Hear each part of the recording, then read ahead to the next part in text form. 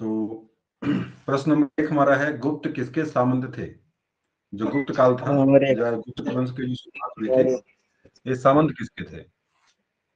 तो मौर्यों के सामंत थे या कुषाणों के या सातवाहनों के? इसमें से क्या ऑप्शन सही करेंगे आप लोग?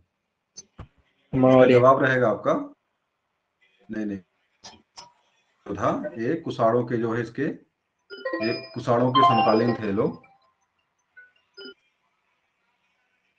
ये लोग किसके? कुषाणों के सामंत थे। शुरुआत में जो शुरुआती स्टेज में श्रीगुप्त और घटोत्कच का जो नाम आता है, मुख्य रूप से ये लोग जो है कुषाणों के सामंत थे उस समय। मेरी आवाज मिल रही है आप लोगों को? दरअसल फोन आने के बाद आवाज कट जाती है कभी कभी। क्या मेरी आवाज मिल रही है आप लोगों को? हेलो, आ रहा आवाज क्या सर आप लोग प्रॉपर। जुड़े हैं या कट गए हैं? जी सर। चलिए ठीक है, तो अगला प्रश्न हमारा था इसमें, अजंता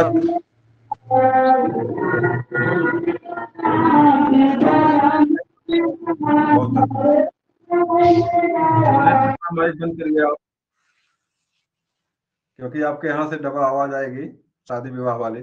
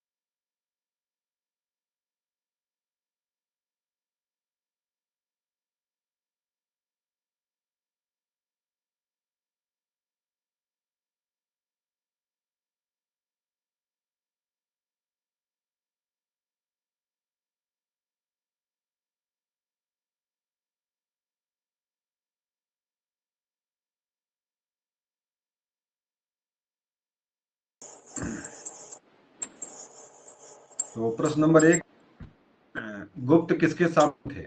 इसका जवाब मिला था आप लोगों का, तो ये जवाब क्या था आपका? कुषाणों के सामंत थे। तो आपका ये सही हो जाएगा, कुषाण सही हो जाएगा। प्रश्न नंबर 2 जो आपका सही हुआ था यहाँ से, अजंता चित्रकारी का विषय वस्तु निम्नलिखित में से किससे संबंधित है? इसका जवाब रहेगा आपका बौद्ध धर्म से संबंधित।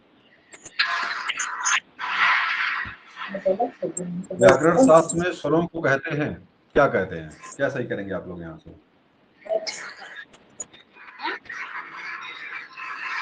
ये बता दें, स्वरों को क्या बोलते हैं व्याकरण शास्त्र में? हाँ बिल्कुल, अभी संस्कृत में सुबह आप लोगों ने पढ़ा था, प्रत्याहार पढ़ाया था मैंने। आज प्रत्याहार में सभी स्वर आते हैं, 9 स्वर जो संस्कृत में अष्टाध्यायी में है, आज प्रत्याहार के अंतर्गत आपके आते हैं। तो आज का मतलब होता है स्वर। अगला जाइए, ज वर्ण का उच्चारण स्थान क्या है? तालु, कंठ, मूर्धा, दंत। तालु। सूत्र बता दीजिए, सूत्र कौन सा है? इचुयसानाम तालु। इचु यसा नाम तालु। तो ज वर्ण का उच्चारण स्थान हो जाएगा ई का, पूरा चवर्ग माने च छ जा झा इया और या, इन वर्णों का उच्चारण स्थान क्या है? और बड़ा सा आपका है तालव्य सा, मतलब ई और पूरा पूरा आपका चवर्ग आपका जो होता है, इसका उच्चारण तालु होता है। आगे आ जाइए, आ, ए और ओ, इन तीनों वर्णों की संज्ञा होती है। अभी सुबह चर्चा इस पर किया था हम लोगों ने, बता दीजिए, पढ़ देना। गुड़ आ होती है। ए ओ की संज्ञा क्या होती है? गुड़। चलिए, इसको गुण संज्ञा कहते हैं। सूत्र बता दीजिए, सूत्र कौन सा है? सूत्र बोल दीजिए। आदेन। आदेन गुण है। आ, ए और ओ की गुण संज्ञा हो का नाम है आदेन गुण।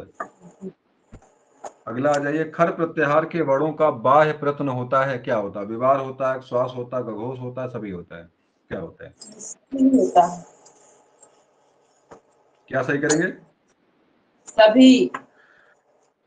इसका सभी सही करेंगे। विवार खर प्रत्याहार के बढ़ाते हैं, खप चटट चटतव से सत्सर हल तक। इसमें आपकी विवार भी होता है, सघोष भी होता है और श्वास भी होता है। तो ये सभी को आप सही करेंगे। फिलहाल इसके बारे में बहुत जानकारी हमको नहीं है, लेकिन प्रश्न इस तरह से आया, इसलिए इसका जवाब क्या हो जाएगा? आपका सभी हो जाएगा। अष्टाध्यायी में कुल कितने पाद होते हैं? कितने पाद हैं या होते हैं? कर लीजिए आप, क्या सही करेंगे? 16। 16 है, 8 है, 4 है, 16 है, 32 है। क्या सही करेंगे? कितने पाद अष्टाध्यायी में आपके हैं? 8। ध्यान दीजिएगा, 8 28 में है। अष्टाध्यायी में आपके जो है 8 अध्याय हैं। अध्याय में 4 पाद हैं, तो कितने हो जाएंगे? 32। इसके हो जाएगा, जवाब हो जाएगा आपका 32।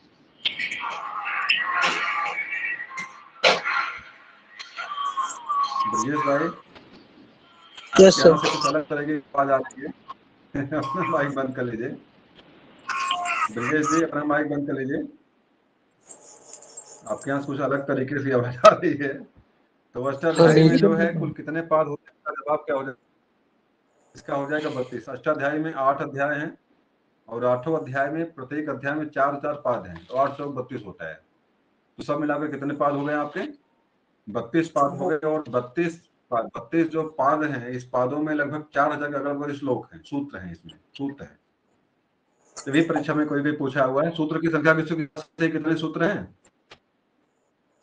क्या इसकी संख्या किसी को सही से याद है? 4000 कुछ करके हैं, 4000 4000 लगभग। 4000 पूरे नहीं है, मतलब 4000 कुछ करके अगल बगल उसके हैं। चलिए ठीक है, देख लीजिएगा 4000 इसको। से। हाँ, चलिए ठीक है। बधुत्सव शब्द में का संधि विच्छेद करना आपको है, क्या सही करेंगे इसमें? सी वाला। कौन सी संधि है यहाँ पे? दीर्घ। दीर्घ संधि। पहली बात ध्यान दीजिएगा, पहली चीज यही ध्यान में जो है बड़े ओ की मात्रा लगी हुई है। क्या हो जाएगा ये? बड़े ओ की मात्रा का मतलब होता है दीर्घ संधि। दीर्घ संधि। अगर औ की मात्रा है, जैसे बड़ा आ की मात्रा दीर्घ संधि है, बड़ा ऊ की मात्रा दीर्घ संधि है। तो इस तरह से जो है, मतलब बड़ा जो दीर्घ दीर्घ संधि के जो बाकी वर्ण जो आपके हैं, अकय सबड़े दीर्घ सूत्र जो आपका है, तो इसमें जो छोटा आ का बड़ा रूप होता है, बड़ा छोटी का जो बड़ा रूप होता है, छोटा ऊ का जो बड़ा रूप होता है, री का जो बड़ा रूप होता है, ली का जो बड़ा रूप होता है, सब में क्या होता है? दीर्घ संधि होती है। तो बधु में बड़ी उप मात्रा, इसलिए दीर्घ संधि। आप देखना आपको सही कौन सा, आपका जवाब देख लीजिए आप। इसका जवाब सी सही है। बधु धन उत्सव, ये वाला जवाब सही आपका है। तो यहाँ पे सी वाला सही कर लेंगे आप। प्रोसत में कौन सी संधि है? गुण संधि, यड़ संधि, अयाद संधि, पररूप? पररूप। सूत्र बताइए, क्या सूत्र इसका है? एंग पररूपम। एंग पररूपम। एंग के बाद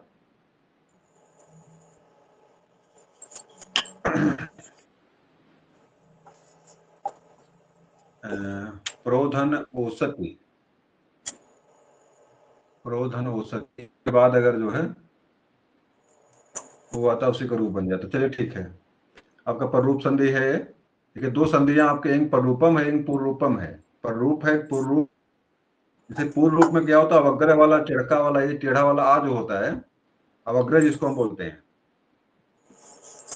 या नहीं है, टेढ़ा वाला आ जो बनता है, टेढ़ा वाला, उसी को अवग्रह बोलते हैं। तो पूर्व रूप में अवग्रह बनता है। बाकी इसमें जो है, जो जो एंग है, ए और ओ, इसे क्या होता है? एंग जो एंग होता है, जो क्या गुण होता है आपका, गुण माने ए आ ए। इसमें ए और ओ जो आपका होता है, क्या होता है? चलिए मैं सीधे आपको दिखाता हूं लिख करके।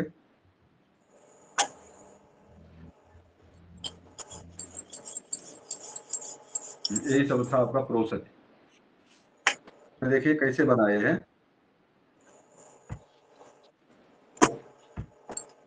अब देखिए इसमें जो मैंने कहा वग्र जो होता है, ये वाला टेढ़का, इसमें देखिए ऊपर मात्रा नहीं होती, इसे टेढ़ा वाला बनता है इस तरह से, ऊपर ये वाला चीज वाला लाइन नहीं रहती, इसको वग्र है। इसे प्रथमों अंक में, प्रथमों में आगे जो है आपका इस तरह से अंगा मिलता है आपको, लेकिन इस पे ऊपर वाली लाइन नहीं है, इसको अवग्र है आ बोलते हैं, आ का ही विकृत रूप है ये, इसको पूर्ण रूप कहते हैं।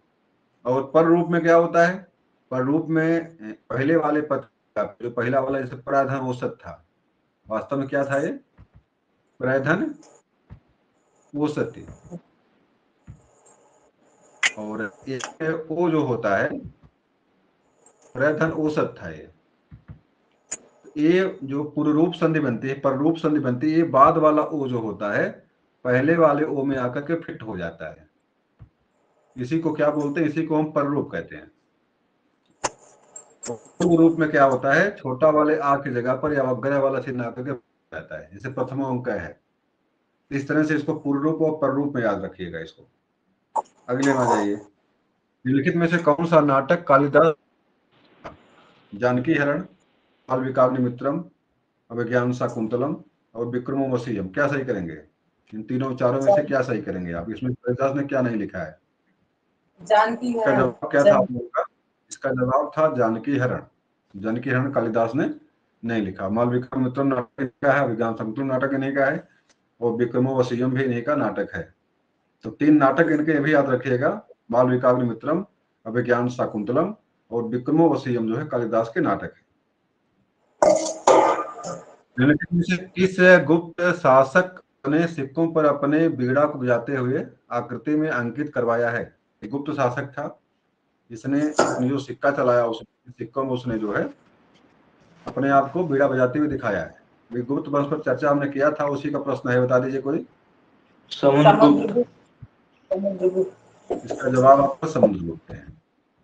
इसी को भारत का नेपोलियन कहा जाता है। विसेंट स्मिथ ने इन्हें भारत का जो नेपोलियन कहा है, समुद्रगुप्त को कहा है। महाभारत के लेखक पतंजलि समसामयिक थे, किसके समसामयिक थे? चंद्रगुप्त मौर्य के, अशोक के, पुष्यमित्र शुंग प्रथम के। महाभारत के लेखक पतंजलि किसके समसामयिक थे? चंद्रगुप्त प्रथम। और कोई प्रयास करे? इसका जवाब है पुष्यमित्र शुंग। इसका जवाब है पुष्यमित्र शुंग। या चलिए अगला आ जाइए। गौतम बुद्ध का महापरिनिर्वाण जिस राज्य में हुआ था वह है, कहाँ पर इनका जो है मतलब मरे कहाँ पे थे? कुशीनगर। अंग में अंग, चलिए मल्ल में लिखा है, ठीक हो गया आपका।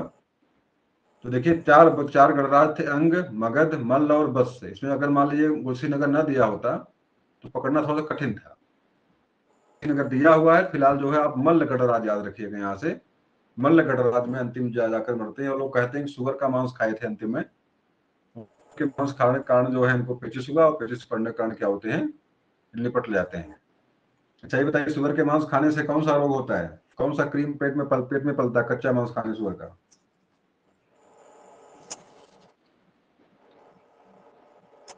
इसका नाम है फीता क्रीम। ये परीक्षा में प्रश्न कई बार टच किया हुआ है। क्या है? क्या बोलते हैं? फीता क्रीम। ये फीता क्रीम है। ये सुअर के जो कच्चा मांस थोड़ा सा मतलब भूज बढ़िया भुना नहीं अगर है, कच्चा मांस खाने पर जो पेट में फीता क्रीम पड़ते हैं, क्योंकि सुअर के मांस में परजीवी के रूप में इनका निवास होता है। चलिए आगे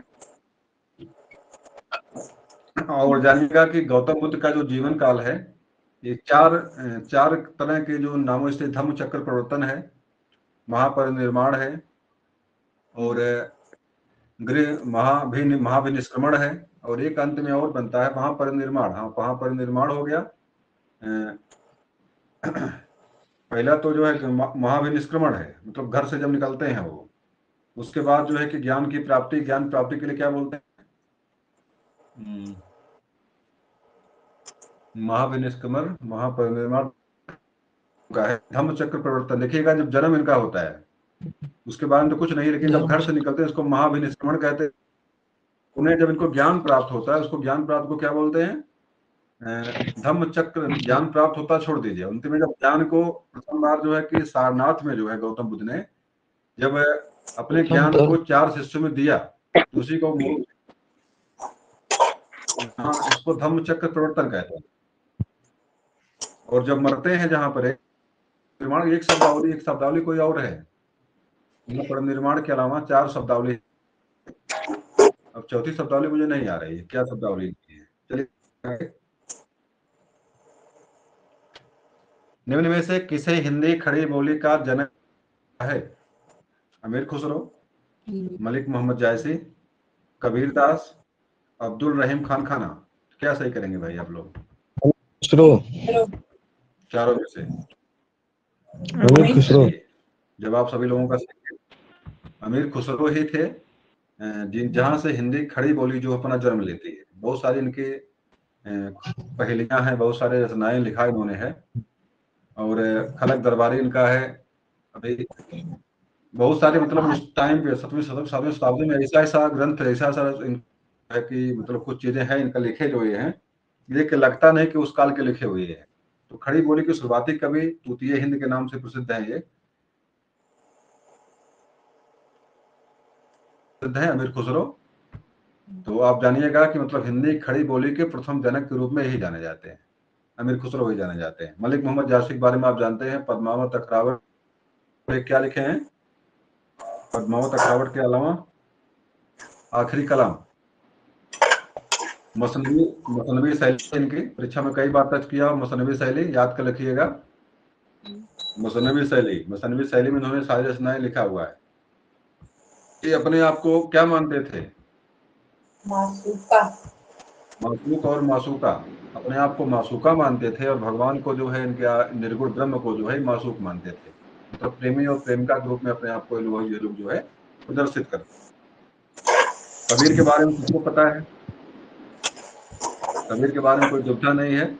इन्हें भाषा का कहा जाता है तानाशाह। भाषा का तानाशाह किसने कहा कबीरदास को? जो बता दे।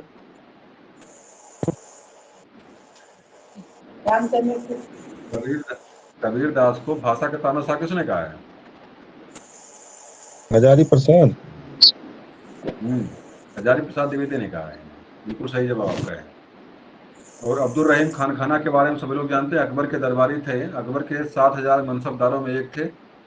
और अकबर रहीम के दोहे जो मिलते हैं आपकी किताबों में, जो भी 4-5 किताबों में जो मिलते हैं, रहीम के दोहे इन्हीं के दोहे हैं, रहीम के। तो ये भी अच्छे कवि थे हिंदी के।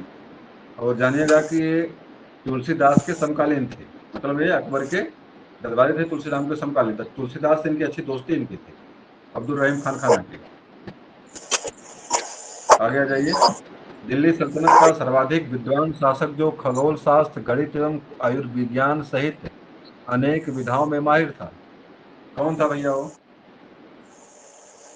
मोहम्मद बिन इल्तुतमिश, अलाउद्दीन खिलजी, मोहम्मद बिन तुगलक। चलो जी, क्या सही करेंगे आप लोग? इल्तुतमिश।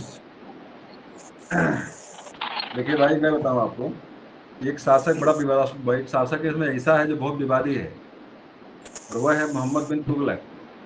सबसे अधिक पढ़ा लिखा, सबसे अधिक विद्वान, अगर कोई शासक रहा है आपके इसमें मध्यकाल में, तो अब तक मोहम्मद बिन तुगलक उसमें है। और इसी को यह महारत हासिल है, मतलब हर विषय का विद्वान था ये। खगोल शास्त्र का, गणित का, आयुर्विज्ञान का, अनेक विधाओं में माहिर था ये। तो वह आपका मोहम्मद बिन तुगलक है। और इसी को पागल बादशाह भी कहते हैं, गुणों का मिश्रण कहते हैं। कोई खूनी बादशाह कहता है, कोई कुछ बोलता, मतलब जो भी जो इसके मन में आया उसने मोहम्मद बिन तुगलक को बोला। लेकिन ये भी जानिएगा कि इसकी सारी योजनाएं नंबर 1 की थी, बस कल फ्लॉप हुई है, बस और कुछ नहीं इसके अलावा। योजना और तो पहले थी इसकी। जी, जैसे बुलेट ट्रेन मोदी जी चला रहे हैं, वैसे ही ये भी समय से पहले चला रहा था हर चीज। समय से पहले थे, सही है। समय से पहले नहीं थे, बस समस्या ये थी कि अपनी योजनाओं को चलाए। किताब बढ़िया से पढ़े, जानकारी बढ़िया इनके पास थी, लेकिन उसको व्यवस्थित कैसे करना है इसके बारे में जानकारी नहीं थी इनको। मतलब इनके जो सूबेदार थे, या इनके जो जमींदार थे, या इनकी व्यवस्था को जो चलाने वाले थे, वो लोग जो है इसका लाभ उठाए, इसी में फिल इसी में हो जाते हैं। और समय से कुछ पहले भी, जैसे मान लीजिए सांकेतिक मुद्रा का प्रचलन, अब भाई सोने जगह पर आप जो ताबे सिक्के डालोगे, भाई सोना काहे लोग देंगे आपको? जनता इस बात को समझ नहीं पाई और ना ही इनके पास क्षमता थी उस चीज को मनवा पाएंगे। बहुत सारी चीजें होती हैं, जैसे राजधानी परिवर्तन किए थे दिल्ली से दौलताबाद, दौलताबाद से दिल्ली, मुगलों के आक्रमण से भय के नाते जो है दिल्ली से दौलताबाद की तरफ भाग दोगे। चलिए ठीक है, फिलहाल देखिए इसका ये जो है, ये सारी चीजें जो आपकी हैं, खगोल शास्त्र का, विज्ञान का, गणित का, जो भी चीजें मिलती है यहाँ से, ये मुख्य रूप से जो है मोहम्मद बिन तुगलक। अगला आ जाइए। भैया कौन फोन कर रहा है? इस समय भी फोन कटेगा।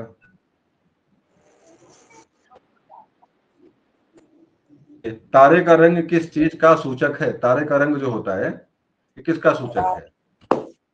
सूर्य से दूरी का, ज्योति का, पृथ्वी से दूरी का, उसके ताप का? ताप का।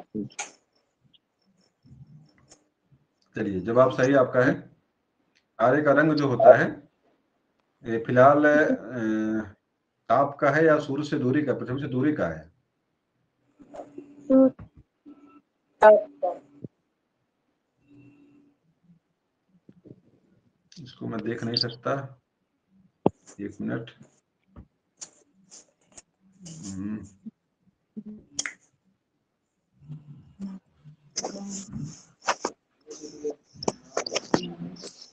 चलिए दूसरी तंज खुल गया ये देखने के चक्कर में।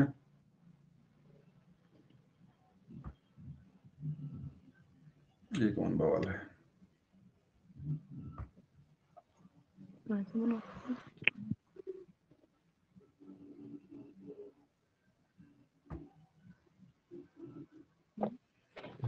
कहाँ थे भैया हम लोग?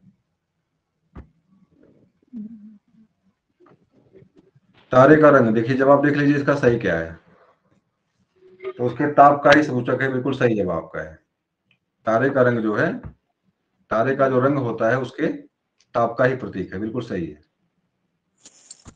अगला प्रश्न आप लोगों का है, मोती, जो मोती है, मोती के मुख्य अवयव घटक हैं, मतलब मोती जो बनता है सीप में मोती पड़ता है और मोती बन जाता है, तो आखिर बनता कैसे है? इसका जवाब क्या देंगे आप लोग? कैल्शियम कार्बोनेट, एरागोनाइट और काचियोलिन, अमोनियम सल्फेट और सोडियम कार्बोनेट। सोडियम, क्या सही करेंगे आप लोग? इसमें से क्या जवाब देंगे? कैल्शियम इसका कार्बोनेट। जवाब पहला वाला है, इसका जवाब पहला वाला है, कैल्शियम कार्बोनेट। मोती का जो मोती बनता है मोती के अंदर, ये कैल्शियम कार्बोनेट से ही बनता है।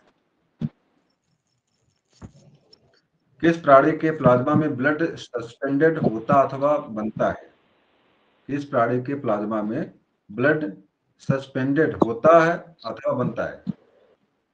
मानव के, मेढक के, इंसेक्ट के और स्यूडोमोनास के। स्यूडोमोनास। तो क्या सही करेंगे आप लोग इसमें? इसका जवाब मेढक है। इसका जवाब जो है मेढक है। मेढक के अंदर ये विशिष्ट गुण है ये। और मेढक जो आप जानते हैं, मेढक सांस कैसे लेता है, कोई बताएगा? मेढक की श्वसन क्रिया कैसे चलती है? त्वचा से ही नहीं लेता है, अपने फेफड़े से भी सांस लेता है मेढक, फेफड़े से भी लेता है, त्वचा से भी लेता है। और भी एक तरीका आपको, इस तरीका देखा मैंने दिया था, उसमें 3 तरीके से जो मेढक सांस लेता है।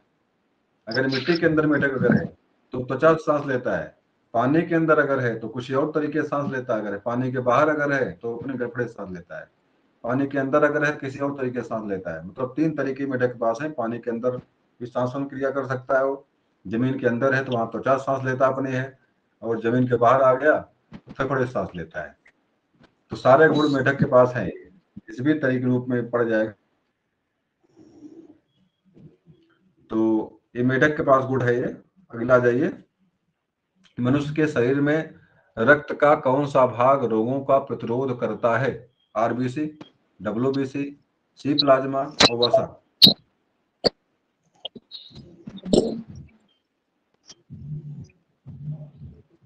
RBC,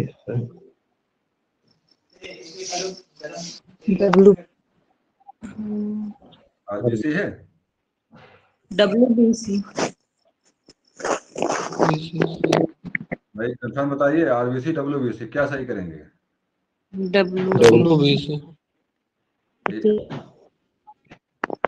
WBC white blood cell जो होती है मुख्य रूप से शरीर की बॉडीगार्ड कही जाती है, शरीर की जो है बॉडीगार्ड के रूप में प्रसिद्ध है। डब्ल्यूबीसी व्हाइट ब्लड सेल जो होती है, सफेद रक्त कणिकाएं जो होती हैं, वास्तव में जो है शरीर की रक्षा तंत्र होती हैं। जी सर। और जानते हैं आप, जब वो में जब होता है, जब वो सड़ता है तो क्या निकलती है? पीप निकलती है। पीप वास्तव में होती क्या है? मरी हुई डब्ल्यूबीसी होती हैं। ये लड़ती हैं रोगों से, और नहीं लड़ पाने के कारण क्या होती है? पीप के रूप में वही मर मर करके बाहर निकलते हैं। तो डब्ल्यूबीसी लड़ती है और कुछ नहीं लड़ता है। तो शरीर की रक्षा तंत्र वाली पूरी जिम्मेदारी किसकी है? डब्ल्यूबीसी की। जिस शरीर का सिपाही बोलते हैं, रक्षा तंत्र बोलते हैं। अगला आ जाइए। पानी से भरी डार्ट लगी बोतल जमने पर टूट जाएगी, क्योंकि पानी से भरी हुई है, डार्ट लगी बोतल कोई है, ढक्कन लगा उस पे है, तो जमेगा, टूट जाएगी। क्यों टूटती है भाई? जमने पर बोतल में सिकुड़ती है, जमने पर जल का आयतन घट जाता है, जमने पर जल का आयतन बढ़ जाता है। कांच ऊष्मा का कुचालक है। क्या सही करेंगे? जमने पर जल का आयतन बढ़ जाता है। सही है, तो भी बता दे।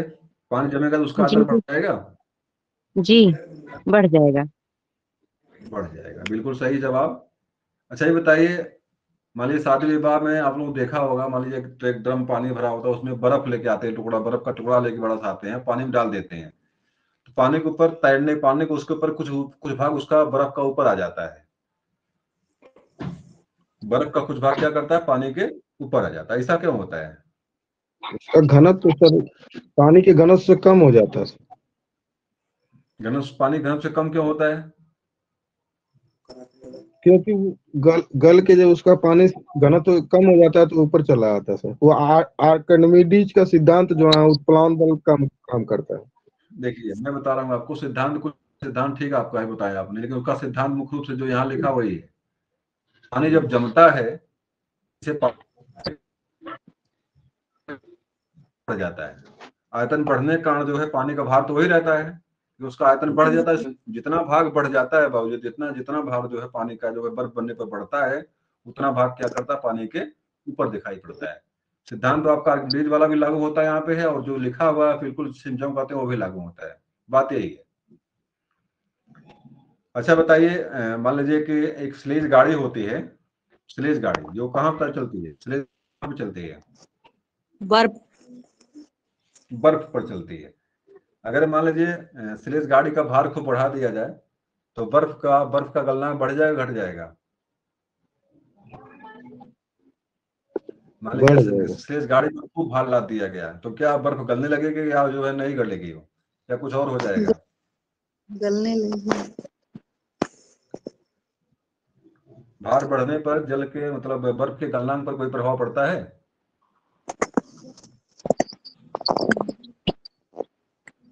बर्फ नहीं गलेगी। आप अगर अगर मतलब गाड़ी पर अगर भार बढ़ाएंगे, जो है मतलब बढ़ेगा नहीं, बर्फ का गलनांक घटेगा नहीं, मतलब बर्फ गलेगी नहीं वो, बल्कि गलनांक उसका जो है क्या हो जाएगा? और बढ़ जाएगा, बर्फ गलेगी नहीं वो। उस पर भार बढ़ाएंगे आप जो है, अभी देख लीजिए, 2 बर्फ के टुकड़ा लीजिए, उसको खूब दबा दीजिए, इकट्ठे दबा दीजिए उसको, तो क्या हो जाएगी वो? जम जाएगी एक में, वो एक हो जाएगी जम करके वो। तो इसका तो मतलब उस गली नहीं, वो क्या हो गई और जम गई वो। जी सर। अच्छा बताइए, जल का जो है कि जल का घनत्व सर्वाधिक किस तापमान पर? बहुत परीक्षा में कई बार प्रश्न टच किया है, किस तापमान पर होता है? -4 क्या? -4 -4 पे होता है? 0 डिग्री।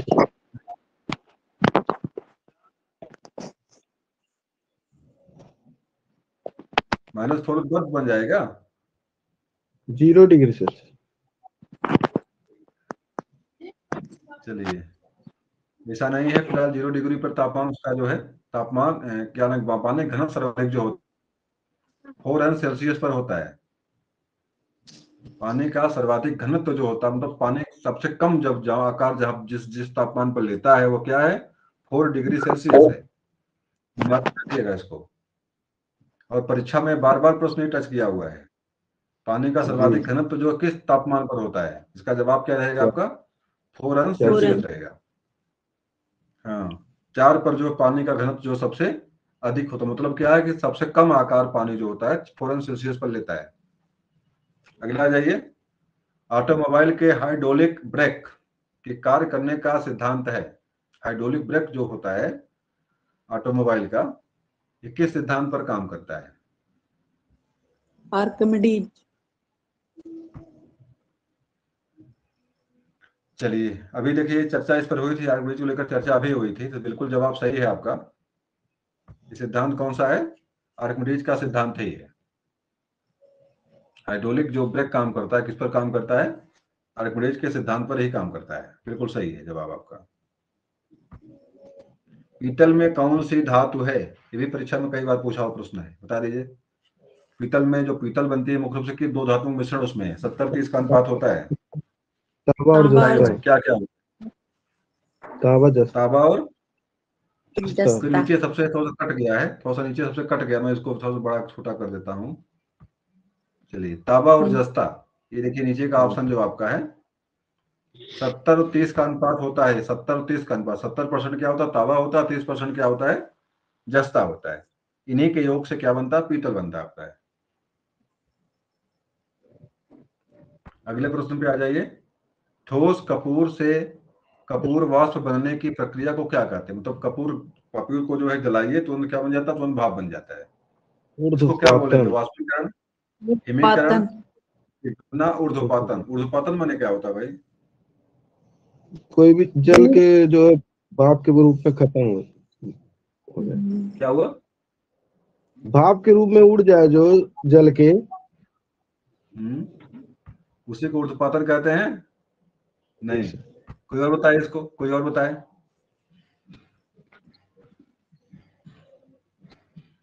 देखिए, नॉर्मली जो है कि पृथ्वी धरती पर जो पदार्थ, उसके 3 अवस्थाएं उसकी होती हैं, ठोस की, द्रव की और गैस की। जी। लेकिन कुछ पदार्थ ऐसे धरती पर हैं जो जो दूसरी अवस्था में नहीं आते हैं, ठोस होते हैं और गैस बनते द्रव की अवस्था में नहीं आते हैं। और इसमें कपूर में यही होता है। कपूर क्या करता है? कपूर द्रव अवस्था में नहीं आता है, मात्र ठोस रहेगा, ठोस अगर नहीं तो नहीं सीधा क्या बन जाता है? गैस बन जाता है।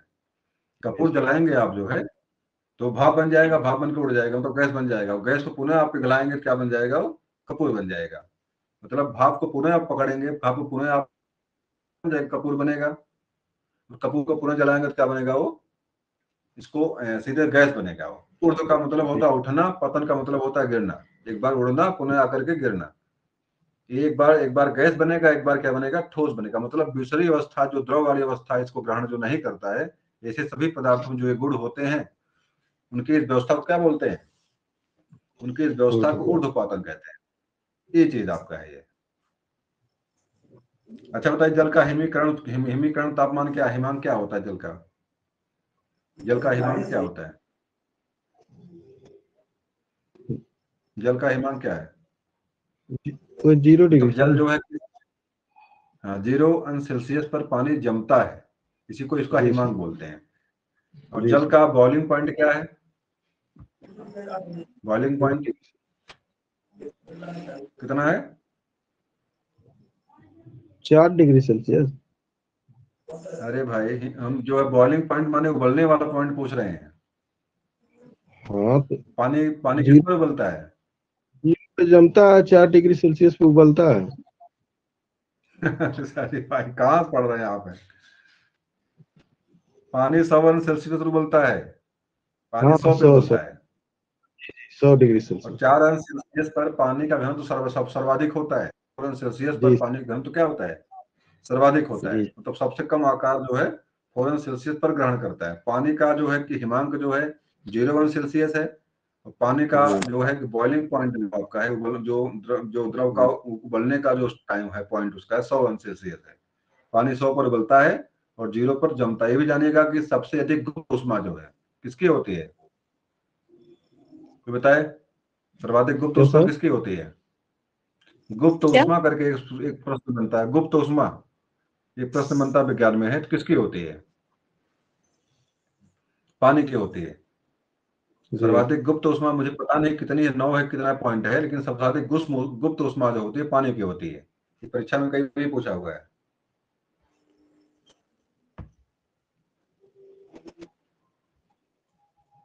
इधर आ जाइए। कच्चे को कृत्रिम रूप से पकाने के लिए प्रयोग में लाई जाने वाली गैस का नाम क्या है? Ammonia, acetylene, carbon monoxide, ethylene. क्या सही करेंगे? एथिलीन। एसिटिलीन। एसिटिलीन। चलिए, बहुत बढ़िया, जवाब बिल्कुल सही आप लोगों का है। इसमें ये वाले है। और फलों को निश्चित रूप से पकाने के लिए इस गैस का इस्तेमाल करते हैं। इसी गैस से जो है फलें अपने प्रकृति रूप में पकती हैं। इसी में बोर के बस चलिए। रख दिया जाता है। अरे भाई, दूसरी चीज है, बोलने वाली प्रक्रिया अलग है वो। अच्छा, ये तो गैस गैस वाला। कहाँ हुई उसकी? जी जी, गैस है ये। गैस वाला। वो जी अलग जी। चीज है, वो अलग चीज है।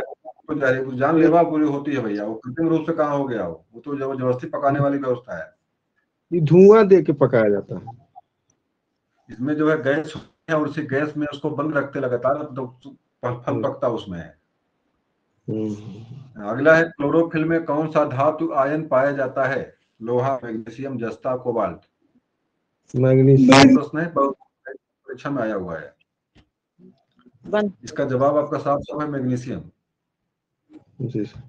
और ये बार बार परीक्षा को टच किया है प्रश्न ये, इसको जरूर दिमाग में रखिएगा। क्लोरोफिल जो होता है, जिसके कारण जो पत्तों का रंग हरा होता है, या इसी को पड़हरिम भी कहते हैं। और मुख्य रूप से उसमें धातु कौन सी होती है? मैग्नीशियम होती है। मैग्नीशियम ही जो क्लोरोफिल के निर्माण में महत्वपूर्ण भूमिका निभाती है। और कोबाल्ट जो यहाँ दिया हुआ है, B12 जो है, सारा जो विटामिन होती है उसी में कोबाल्ट मिलता है। जी।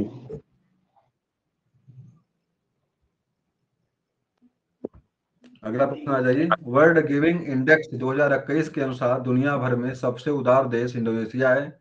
भारत का कौन सा स्थान है? 14वां। भारत का स्थान इसमें जो है बिल्कुल जवाब सही आपका, 14वां ही है।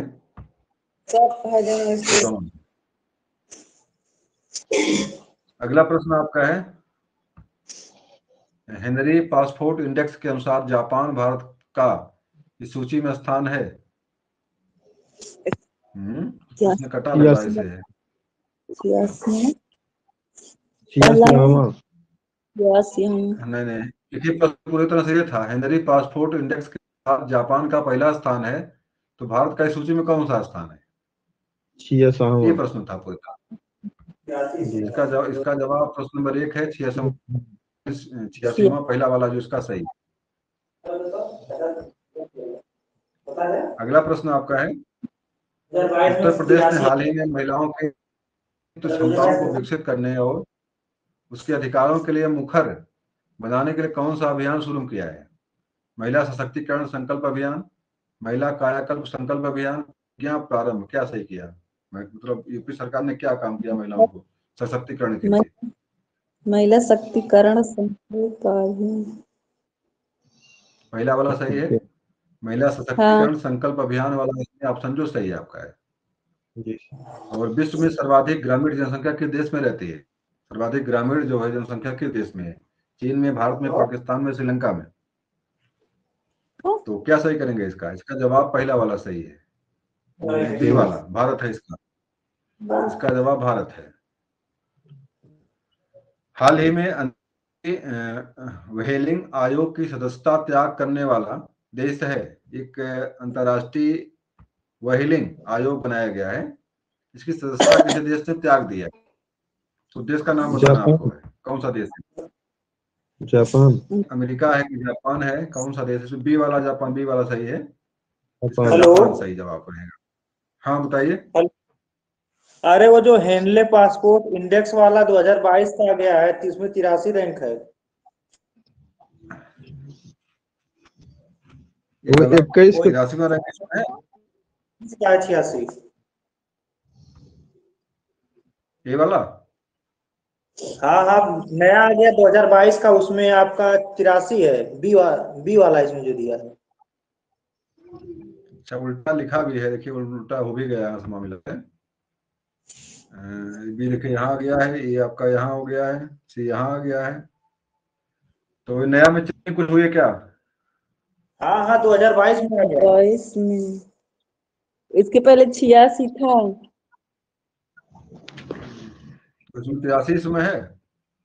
हाँ हाँ इसमें 2022 में। चलिए इसको कंफर्म कर लीजिएगा, दुविधा ना रहे भाई।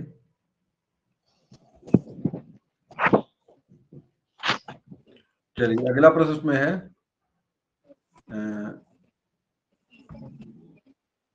चलिए हो गया ये। मेरा फाइनेंशियल एक्सल टास्क फोर्स या फिर टी की सदस्यता पाने वाला पहला अरब देश कौन सा है? फाइनेंशियल एक्शन टास्क फोर्स पता पहला अरब देश कौन सा बना? इसका जवाब आपका है सऊदी अरब। यहाँ पे इसका जवाब है, जी इसका जवाब सऊदी अरब है, सी वाला। सी वाला सही कर लेंगे आप।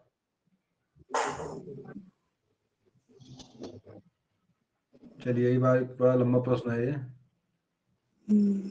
भारत को 92वां, स्विट्जरलैंड को प्रथम स्थान प्राप्त वैश्विक सूचकांक 2019 दिल्ली में जारी है किया गया। यह पहला अवसर है जब किसी उभरती अर्थव्यवस्था में सूचकांक जारी किया गया। कौन सा सही? चलिए छोड़िए इसको, देखिए जवाब इसका इसमें जो है आपका डी सही है। केवल ये और दो, केवल एक और दो, केवल तीसरा। इसमें देखिए प्रश्न ये आपका है, वैश्विक नवाचार 2019 में भारत को 92वां स्थान, स्विट्जरलैंड को प्रथम स्थान प्राप्त है। इसमें वैश्विक नवाचार 2019 नई दिल्ली में जारी किया गया है। यह पहला अवसर है जब सूचकांक जारी किया गया। तो सभी सही इसमें है, जो भी लिखा गया सब सही है। तो अगला प्रश्न है, संयुक्त राष्ट्र के आर्थिक एवं सामाजिक मामले विभाग के जनसंख्या प्रभाग द्वारा जारी वर्ल्ड पॉपुलेशन प्रोस्पेक्ट 2019 के अनुसार सर्वाधिक जनसंख्या वृद्धि के देश के अनुमानित है। 2019 प्रश्न है, 2019 के बाद 21 हुआ, 22 आ गया, तो 19 की जगह पे हमें 22 होना चाहिए था ये। लेकिन यहाँ पे देखिए जो जवाब है, सबसे अधिक जनसंख्या जो बढ़ने वाली है, ये हमें लग रहा है भारत होगा इसमें। तो इसका जवाब भारत है। अगला प्रश्न आपका है, किशोर अवस्था की अवधि होती है, मतलब सबसे यही है, बताइए भाई। 12 से 19। किशोर अवस्था का समय 12 से 19 है। चलिए जवाब सही आपका है। इसको टीन एज भी कहते हैं। टीन एज का मतलब होता है कि वह उम्र जो 13 से लेकर 19 वर्ष में, जैसे 13, 14, 16, 17, 18, मतलब जो है कि 12 से बाद जो है, 12 से लेकर 13 के बाद, 13 से लेकर 19 तक की उम्र जो होती है, इसको टीन एज के नाम से जानते हैं। तो यहाँ 13 है, इसलिए 12 से मानिए 12 से 19 वर्ष तक बीच की उम्र जो किसमें आ जाएगी, आपके किशोरावस्था, एडोलसेंस में हो जाती है। अच्छा बताइए, एडोलसेंस पुस्तक लिखा किसने है? एडोलसेंस पुस्तक के लेखक कौन है? Stanley hall. बहुत बढ़िया, इस पुस्तक के स्टेनली हॉल है। चलिए ठीक है, चलिए गणित वाला प्रश्न छोड़ देता हूं मैं।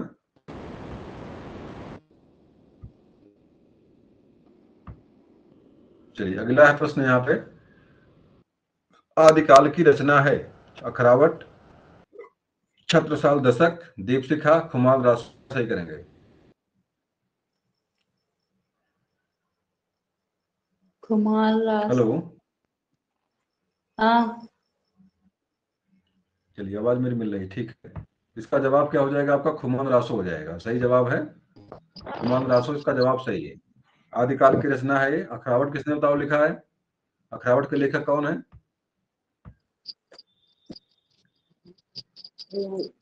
अभी इस पर चर्चा हुई थी तुरंत अभी। तो मलिक अखरावट के मोहम्मद लेखक कौन है? जैसी मलिक मोहम्मद जैसी। तो 6 साल दशक किसने लिखा है? इस पुस्तक के लेखक कौन है? शिवराज भूषण। हाँ भूषण लिखा है इसको। भूषण में जो है दिव्य रीत काल के कवि हैं और मतलब वीर रस के हैं भूषण। जैसे इसमें 6 साल दशक, शिवा बावनी और शिव भूषण हजारा, 3 पुस्तक की रूप से मिलती इनकी हैं। और दीप शिखा के बारे में जानते बताओ, दीप शिखा किसने लिखा है? दीपशिखा के लेखक महादेवी कौन है? वर्मा। महादेवी वर्मा, बहुत बढ़िया। दामा, यामा, दीपशिखा, अतीत के चलचित्र और गिल्ली में। इस तरह रचनाएं किए हैं, महादेवी वर्मा की रचनाएं किए हैं। सखी पिया जो को जो मैं ना देखूं, कैसे काटूं अधेरी रतिया, किस कवि की काव्य पंक्तियां हैं? देखिए भाई, दुविधा में मैं भी इसमें हूँ, मुझे भी कंफर्म नहीं, फिलहाल विद्यापति इसमें सही शायद किया गया है। विद्यापति, शायद जी। विद्यापति की लाइन भी है, लेकिन कंफर्म नहीं हूँ मैं इसमें किसकी लाइन है ये। क्या था, लेकिन बाद में इसको खुला मिला नहीं मुझे ये। चलिए अगला प्रश्न इसमें है, मैथिल कोकिल कहा जाता है नागार्जुन को, जयदेव को, रेणु को, विद्यापति को? विद्यापति। विद्यापति ही सही जवाब इसका है। विद्यापति को मैथिल कोकिल के नाम से जाना जाता है। नागार्जुन शून्यवाद के जनक थे। और जयदेव के बारे में आप जानते हैं, जयदेव जो है लक्ष्मण सेन के दरबारी थे। इन्होंने राग गोविंद लिखा है, रचना इनकी है, गीत गोविंद। परीक्षा में कई बार पूछा हुआ है। गीत गोविंद। क्या? हाँ, गीत गोविंद लिखे हैं, गीत गोविंद रचना इनकी, बिल्कुल बिल्कुल, लक्ष्मण सेन के दरबारी थे और गीत गोविंद लिखा इन्होंने है। रेणु के बारे में जानते हैं, फणीश्वरनाथ रेणु पूरा नाम था इनका। मैला आंचल उपन्यास प्रसिद्ध का है, मैला आंचल। और लालटेन आपके इंटर में था, और भी कई रचनाएं लिखा है रेणु ने, लेकिन मुख्य रूप से जो है मैला आंचल परीक्षा में बहुत पूछता है आंचलिक उपन्यास को लेकर के, कि रेणु का आंचलिक उपन्यास कौन सा है। इसका जवाब क्या देंगे आप लोग? फणीश्वरनाथ रेणु पूरा नाम था इनका, मैला आंचल। अगला प्रश्न आपका है, खाली जगह भरना आप लोगों को अंग्रेजी में आ गया है। दे, खाली जगह यहाँ पे है, दे the first customer of the day. तो हु भरेंगे, वेयर भरेंगे, वाज भरेंगे, व्हाट भरेंगे? क्या भरेंगे आप इसमें से? कुछ नीचे कुछ कटा हुआ, मैं इसको ऊपर करता हूं। चलिए, ई वाला ऑप्शन भी यहाँ पे है। ई वाला sir, who were the first customer of the day. तो इसका ई वाला जवाब बिल्कुल सही दिख रहा है। कारण क्या है कि इसे मान लीजिए आपने हु लगा देंगे यहाँ पे, हु के बाद एक आपका जो है कि हेल्पिंग वर्ब होनी चाहिए। हेल्पिंग वर्ब यहाँ है नहीं, टेंस मालूम नहीं पड़ेगा। तो सबसे नीचे वाला ई वाला ऑप्शन जो है, who were the first customer of the day, जवाब देखिए इसका जवाब क्या सही किया गया है। चलिए, गलती से यहाँ पे वाज सही किया गया है वाज पे क्लिक किया गया है, लेकिन यहाँ पे वास्तव में सही जवाब क्या आपका है, हु वेयर ही सही है। क्योंकि अगर मान लीजिए आप क्वेश्चन वर्ड लगाते हैं, यहाँ पे है WH लगाते कोई है, वो WH के बाद तुरंत क्या लगता है, हेल्पिंग वर्ब लगता है। और ये टेंस किसका है, who were the first customer of the day. या हु लगाने के बाद काम बनेगा नहीं, हु दे नहीं, तो बनेगा बिल्कुल वही सही वाला ही सही ऑप्शन यहाँ पे है, who were the first customer of the day. मतलब दिन का प्रथम ग्राहक कौन था, दिन का, आज के दिन का प्रथम ग्राहक कौन था। इसका जवाब इस तरह से क्या बनेगा आपका, हु वेयर ही बनेगा, और कोई ऑप्शन यहाँ सही होने लायक नहीं है। कभी कभी गलती हो जाती है टिक लगा, मतलब वो आंसर टिक क्लिक करने में। अगला देखिए यहाँ से है, एडविन वाज ऑलवेज, ऑप्शन खाली का यहाँ पे है, things very quickly and efficiently. Edwin has always, Edward has always things very quickly and efficiently. Does, done, और डोड, डिड, डू। तो इसमें से क्या सही कर सकते हैं आप, है मतलब क्या ऑप्शन बीच में कौन सा क्रिया लगाई जाए? डू। एक चीज ध्यान दीजिए यहाँ पे, एक चीज ध्यान दीजिएगा, यहाँ पर आपको यहाँ मुख्य क्रिया लगानी, सहायक क्रिया नहीं लगानी है, क्योंकि सहायक क्रिया यहाँ ऑलरेडी लगी हुई, ये चीज गौर करिएगा। हैज का इस्तेमाल यहाँ पहले हुआ, देखिए कर्ता पहले यहाँ पे है, कर्ता के बाद सहायक क्रिया लगती है, सहायक क्रिया के बाद जो है आपकी मुख्य क्रिया लगती है। यहाँ पे ऑलवेज लगा हुआ है, ऑलवेज पहले लग गया, कोई बात नहीं। अब इसके बाद मुख्य क्रिया लगानी है आपको यहाँ पे, मतलब मुख्य क्रिया कौन बनेगी यहाँ पे, डज, डन, डिड, डू, क्या भरेंगे? और देखिए यहाँ पे हैज लगा हुआ है, हैज का मतलब होता है ये कौन सा टेंस है, परफेक्ट टेंस है। यहाँ पे थर्ड फॉर्म लगाना, क्या लगाएंगे? डज। थर्ड फॉर्म में डू डिड डन होता है, तो यहाँ पे डन शब्द जी देखिए आया हुआ है यहाँ पे, do did done third form यहाँ पे है, तो हैज के साथ जो मुक्रिया का हैज और हैव के साथ जो है मुक्रिया का थर्ड फॉर्म लगती है। तो यहाँ पे आपको क्या लगाना है, आपको यहाँ पे डन का प्रयोग करना है, मतलब यहाँ पे आपका जो तीसरा वाला दूसरा बी वाला ऑप्शन आपको यहाँ पे सही कर देना है। टेंस जो पढ़ा होगा उसको जवाब इसको देने लायक था, दे सकता था यहाँ पे जवाब इसका है। जो टेंस जिसको पता है मतलब हैज हैव लगाने पर आने पर क्या करते हैं हमें। अगला आ जाइए, द लिटिल डॉग, खाली जगह यहाँ पे है, माई लेग। अब यहाँ पे आपको भरना है, क्या भरेंगे। बिट माय लेग, काट लिया। कौन सा टेंस बताइए है। The little dog bit my leg, मतलब एक छोटा कुत्ता मेरे पैर में काट लिया। तो टेंस कौन सा सही करेंगे, सही क्रिया कोई लगा नहीं रहे हैं, टेंस कौन सा लगाएंगे। काट लिया, अच्छा प्रेजेंट टेंस। अरे भाई प्रेजेंट टेंस के चार भाग में चार में कौन लगाएंगे।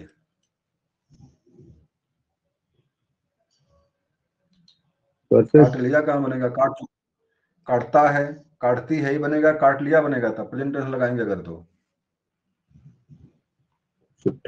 काट लिया अगर है तो आपका पास्ट इंडेफिनिट है। जी, तो क्या करेंगे यहाँ पे, क्या लगाएंगे।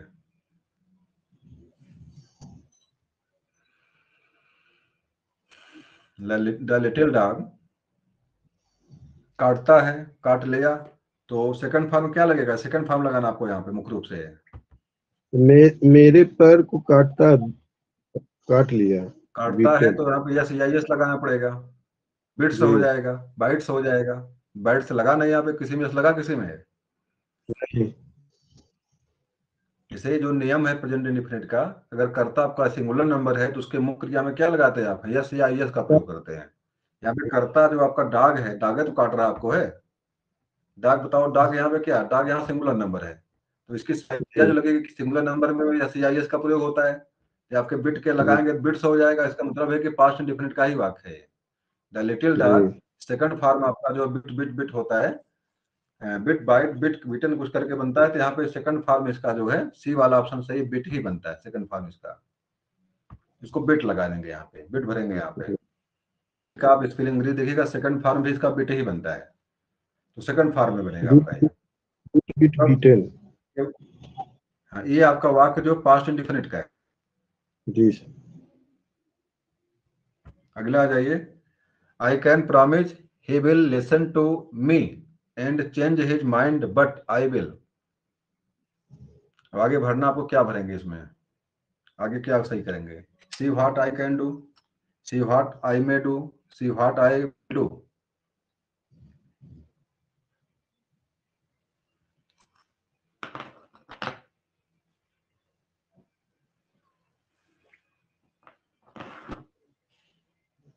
देखिए इसका मतलब क्या, देखिए यहाँ पे है, इसका मतलब यहाँ पे ये है, ये कहाँ घुस गया भैया,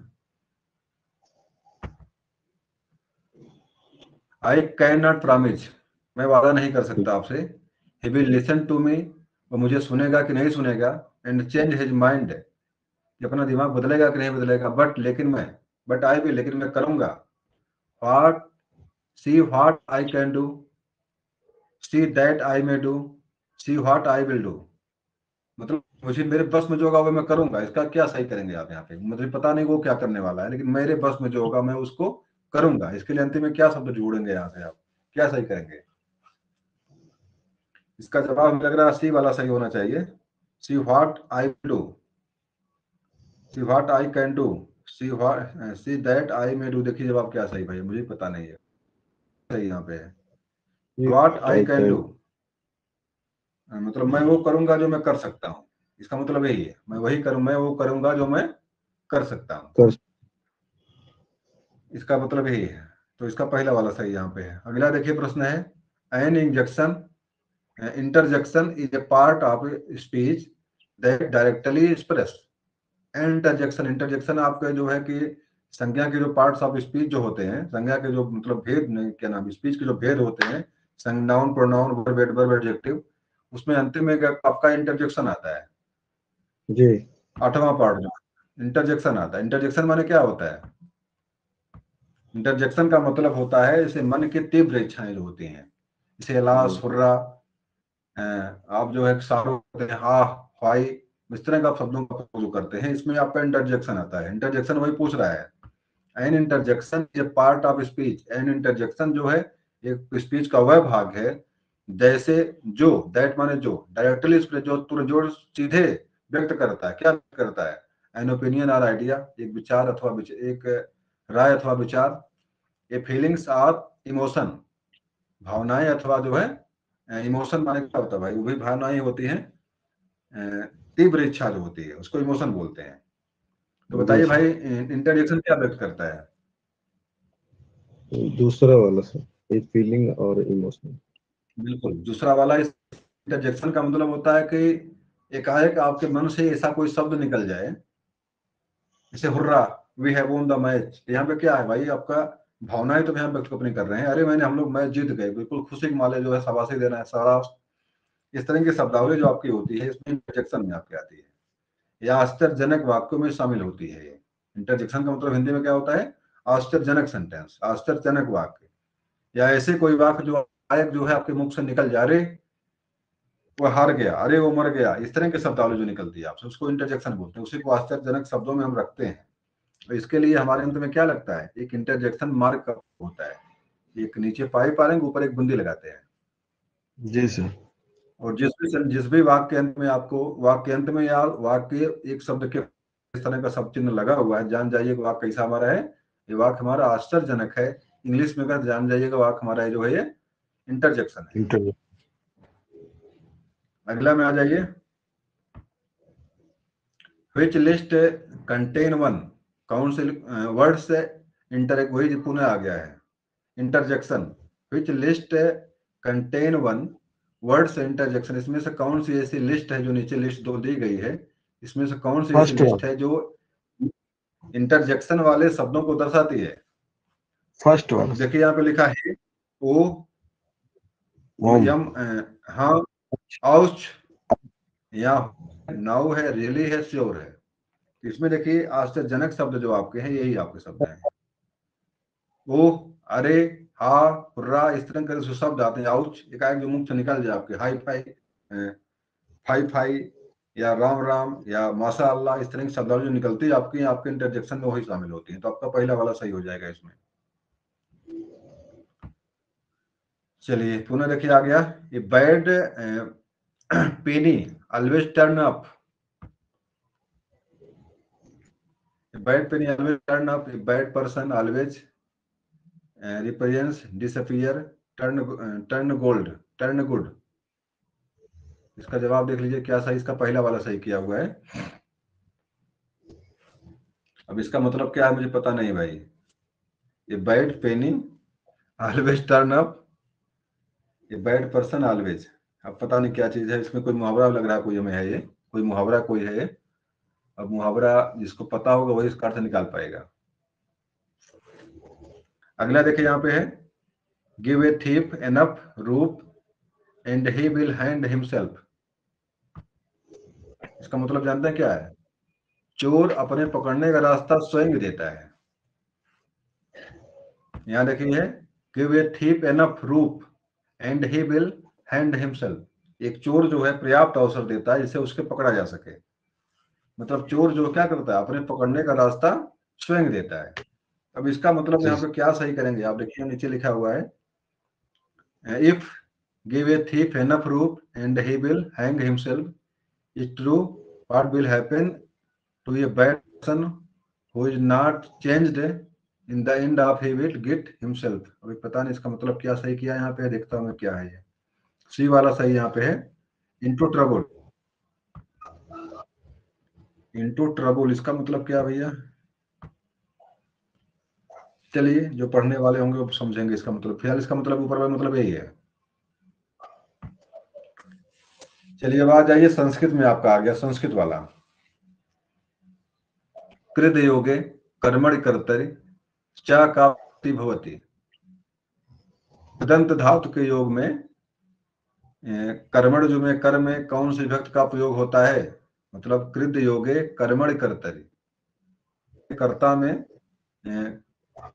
किस विभक्ति का प्रयोग होता है? चतुर्थी का, पंचमी का, षष्ठी का?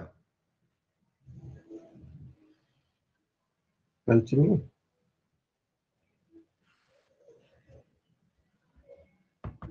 सी वाला है सही किया, पंचमी सही किया है। नहीं, पंचमी ने षष्ठी सही किया यहाँ पे। सी का मतलब यहाँ पे षष्ठी सही किया हुआ है।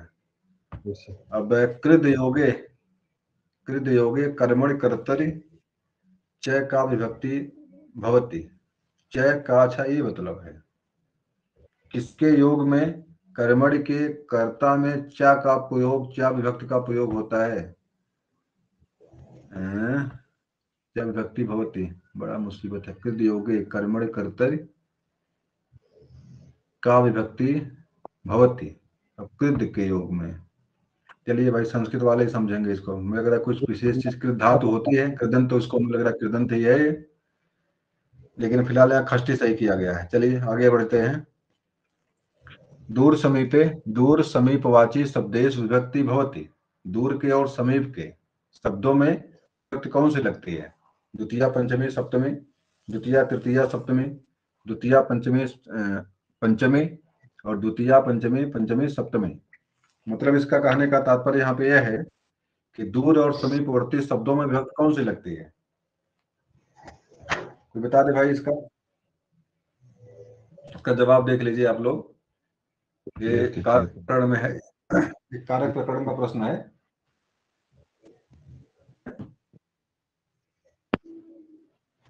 सही जवाब इसका सी वाला है। द्वितीया, तृतीया और पंचमी का प्रयोग इसमें होता है। दूर और नजदीक के शब्दों के लिए जो क्या लगता है? द्वितीया, तृतीया और पंचमी का प्रयोग होता है दूर और समीप के शब्दों के लिए। आप इसमें पढ़ेंगे, आप विभक्ति में मिलेगा आपको। इतना है कि ये वाला पूरा पूरा संस्कृत में लिखा हुआ, बस अंतर इतना केवल है, संस्कृत में लिखा हुआ है। अगला प्रश्न आ जाइए।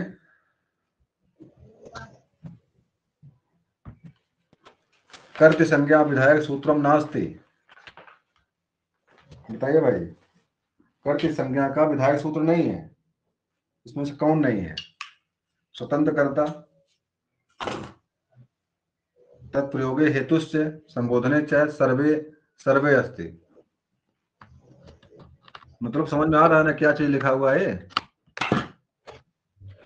मतलब कर्ता कारक का विधायक सूत्र नहीं इसमें है। मतलब कर्ता कारक के सूत्र में नहीं आता है। क्या नहीं आता है? स्वतंत्र कर्ता,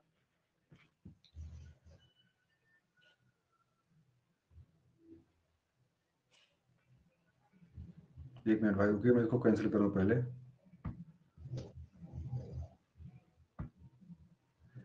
देखिए, इसका मतलब है कर्ता कारक जो होता है, कर्ती संज्ञा विधायक सूत्र यहाँ पे, मतलब कर्ता कारक में कर्ता कारक का सूत्र कौन सा नहीं इसमें है? तो स्वतंत्र कर्ता, तत्प्रयोजनो हेतुश्च, संबोधने च और सर्वस्ति, इसमें से क्या सही करेंगे? नहीं समझ में आया आप लोगों को? यहाँ देखिए हेतुश्च प्रयोग है, खष्टी का है। और स्वतंत्र कर्ता जो होता है, स्वतंत्र कर्ता में कर्ता कारक ही होता है, और संबोधने आपकी अंतिम विभक्ति जो बनती है, संबोधन वाली बनती है, वहां पर भी कर्ता कारक होता है। मात्र इसमें क्या है? मात्र इसमें हेतुश्च शब्द जो आपका आया हुआ है, तत्प्रयोजनो हेतुश्च शब्द में जो है आपकी खष्टी सूत्र ये है, इसलिए यहाँ पे क्या लगेगा? यही कर्ता कारक में नहीं है। बाकी स्वतंत्र कर्ता और संबोधने च दोनों के आपके हैं कर्ता कारक के विधायक सूत्र आपके हैं। अब जो संस्कृत पढ़ेंगे तो आपको पूरी तरह से वहां मिलेगा। देखिए गलती से यहाँ गया संबोधने च टिक हो गया है, लेकिन आपको है संबोधने च, संबोधन सूत्र जो आपका है ये भी आपके कर्ता कारक में ही आता है। और ये आपका क्या होता है? स्वतंत्र कर्ता जो आपका है, मतलब स्वतंत्र कर्ता माने कर्ता कारक ये भी है, कर्ता कारक संबोधने च भी है। मात्र आपका बा वाला सूत्र यहाँ पे जो है तत्प्रयोजनो हेतुश्च सूत्र जो आपका है, ये खष्टी का सूत्र है, यही कर्ता कारक में नहीं है। और देखिए ऊपर साफ साफ लिखा है कर्ति संज्ञा विधायकम सूत्रम नास्ति। मतलब कर्ति संज्ञा मतलब क्या हो गया? कर्ता कारक का बताने वाला सूत्र नहीं है, ये बता रहा है यहाँ पे। तो इसमें आपका बा वाला सही कर लेंगे आप यहाँ पे। अगला है स्वर्गपुत्र इति नामने कह प्रसिद्ध है। स्वर्ग पुत्र के रूप में किसका नाम प्रसिद्ध है? पर्जन्य का नाम, इंद्र का नाम, सोम का नाम, मारुत का नाम, मतलब किसका नाम स्वर्ग पुत्र इसमें है? इंद्र। यहाँ देखिए सोम सोम ना। लिखा हुआ है। सोम जो है यहाँ पे स्वर्ग पुत्र के रूप में प्रसिद्ध है। उसे इंद्र जो है स्वर्ग का देवता है, मतलब देवताओं के क्या है, सेनापति हैं ये। स्वर्ग पुत्र के रूप में जो सोम को जो है गुण, सोम को ये नाम प्राप्त किया गया है। अगला देखिए भाई, आप लोग बराबर सुनते हैं, सत्यनारायण व्रत कथा कुत्र वर्णित। मतलब इसका है सत्यनारायण कथा जो कहाँ वर्णित है? भगवत पुराण में, मार्कंडे पुराण में, स्कंद पुराण में, विष्णु पुराण माने विष्णु पुराण, कहाँ पर वर्णित है? जो घरा पे बाबा लोग कथा सुनाते हैं, अगर आप लोगों को है सत्यनारायण बाबा की कथा, इसका वर्णन कहाँ पे है? इसका वर्णन स्कंद पुराण में है। कहाँ पर है? स्कंद। केसरी वाला यहाँ पे स्कंद पुराण में। और बाबा लोग अंतिम में बताते नहीं कि अंतिम नहीं बताते हुआ क्या अंत में था, पहले हम सुना के कथा गायब हो जाते हैं, मेन चीज बताते ही नहीं है। और इसमें इसको सुनने के लिए आपको स्कंद पुराण मंगा के पढ़ लीजिए कि वास्तव में है क्या इसमें। इसमें क्या होता है, ब्राह्मण जो होता है एक शूद्र से साथ जो है कि मतलब प्रेम प्रसंग बाकी चीजें होता है इसमें है, कि बादवा कथा बताते नहीं आपसे क्या होगा बादवा उसमें।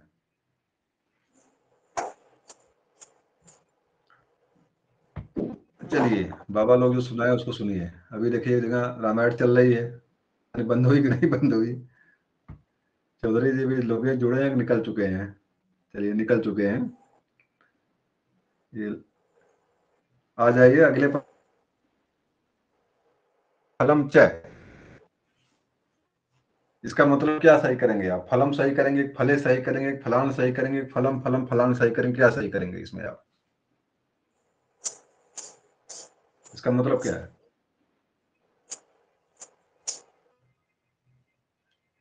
तीन बार फल आया यहाँ पे, इसका मतलब क्या सही करेंगे? कौन सा शब्द यहाँ सटीक बैठेगा उसके लिए? फलान हो जाएगा। फलम फले फलान, फलम फले फलान में बहुवचन में होगा तो हो गया काम। चाहे 100 एक फल 2 फल हो, मतलब 2 से अधिक फल हुए, फलान हुआ आपका, चाहे वहां 100 हो, कोई समस्या नहीं है। तो फलान ही शब्द यहाँ पे सटीक बैठेगा इसके लिए। मतलब अगर एक फल है तो फलम सही है, 2 फल हो गया तो फले सही है, और 3 से अधिक, 3 या 3 से अधिक हो गया तो फलान सही वहां पे। तो यहाँ पे फलान शब्द क्या हो जाएगा, फिट हो जाएगा आकर यहाँ पे। अगला आ जाइए। तो कि पूरा संस्कृत में लिख दिया इस बार हमने है, ये पूरा संस्कृत में ही पूरा संस्कृत वाला प्रश्न आया हुआ है। द्विगुण समास भवति, मतलब क्या बोलते हैं, दुगुण समास क्या बोलते हैं उसको भाई? ये जो सही लिखा नहीं गया है, ये सही नहीं समझ में आया तो क्या है? ये द्विगु समास लिखा गया, द्विगु समास है ये द्विगु समास था, लिखा सही नहीं गया, बस द्विगु समास लिखा था ये। द्विगु समास होता है किसमें होता है? नपुंसक लिंग में, स्त्रीलिंग में, पुल्लिंग में, सर्वलिंग में, किसमें होता है? सर्वलिंग जो है ये आपका जो है कि क्या बोलते हैं, जो द्विगु समास है किसमें होता है? द्विगु समास माने संख्या पूर्व संख्या होती है, ये भी नपुंसक लिंग में ही होता है, नपुंसक लिंग में ही होता है। इसे अव्ययीभाव समास आपका होता है, उसी तरह से जो है आपका द्विगु समास भी नपुंसक लिंग में होता है। सी वाला जवाब सही इसका यहाँ पे है। अगला है कवि नाम निष्कर्षय बदती, कवियों का निष्कर्ष माने क्या होता है? निष्कर्ष माने निष्कर्ष होता है, मतलब कवियों का निष्कर्ष क्या है? पद्य में होता है कि गद्य से होता है कि नाटक से होता है, काव्य से होता है? इस संस्कृत सूक्त की लाइन है। गद्य गद्य गद्य सही तो है। गद्यम कवि नाम निष्कर्षम बदंती, मतलब गद्य से ही कवि का वास्तविक जो है ज्ञान मालूम होता है, गद्य से मालूम पड़ता है, पद से नहीं मालूम पड़ता है। जब कोई कवि जब गद्य लिखता है तब लगता है कितना ज्ञानी है ये। और मुख्य रूप से ये लाइन जो है ये कादम्बरी को लेकर लिखी हुई है। गद्या नाम गद्यम कवीनाम निकषम बदति, मतलब ऐसा माना गया है कि बाड़ी बाड़ो बभू कहा गया है। ऐसा लगता है कि बाड़ी जो है कि बाढ़ का रूप ग्रहण करके धरती पर आई थी। और उसी में लिखा गया कि मतलब एक कवि का जो है गद्य ही निष्कर्ष है, मतलब अगर कवि को सही से जानना, अगर आप जो गद्य लिखा उसको पढ़ लीजिए तो मालूम पड़ता है उसको कितनी जानकारी है। तो सूक्त का यहाँ शुरुआत में क्या रहेगा, यहाँ पे गद्य रहेगा, गद्य कवि नाम निकषम बदति। अगला आ जाइए, वाल्मीकि रामायणे कस्य छंदस्य प्रधानता अस्ति, वाल्मीकि रामायण में किस की प्रधानता है, बताइए आप। अनुष्टुप, आर्या, त्रिष्टुप, जगति, छंद कौन सी प्रधानता इसमें है वाल्मीकि रामायण में? जगत नहीं, अनुष्टुप छंद शायद है इसमें, पहला वाला सही इसका जवाब है, अनुष्टुप छंद।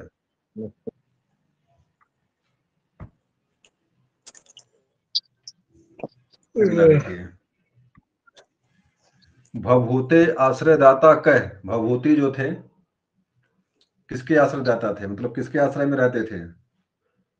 भवभूते आश्रयदाता कह मतलब क्या इसका हुआ, मतलब भवभूत के आश्रयदाता कौन थे? अवंती वर्मा, यशो वर्मा, नरसिंह वर्मा, वृषभदेव। नरसिंह। अच्छा बताइए क्या लिखा है इन्होंने, ये पुस्तक का नाम कोई बताइए, भवभूत क्या लिखे हैं? भूति उत्तर रामचरितम लिखे हैं। ये परीक्षा में कई बार आया हुआ है, भवभूत ने उत्तर रामचरितम लिखा है और करुण रस प्रधान है, ये जानिएगा आप लोग, करुण रस प्रधान रचना इनकी है, तो फेमस है। और इसका देखिए यशो वर्मा भी वाला सही है यहाँ पे। अभी शासक कांड की मुझे इनके बारे में बहुत जानकारी नहीं, लेकिन ये भवभूत में जो है उत्तर रामचरितम है, और वो उत्तर रामचरितम इनकी जो है रस प्रधान है।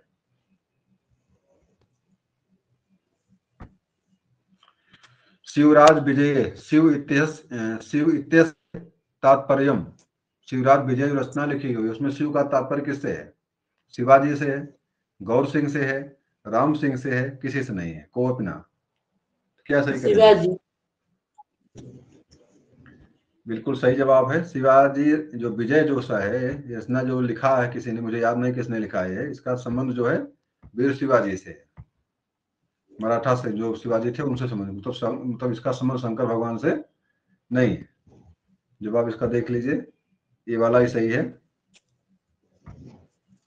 अगला है रचना शिक्षण से सर्वोत्तम विधि क्या है, मतलब समझ बताइए, इसका मतलब क्या हो बताइए। रचना शिक्षण से सर्वोत्तमो विधि का,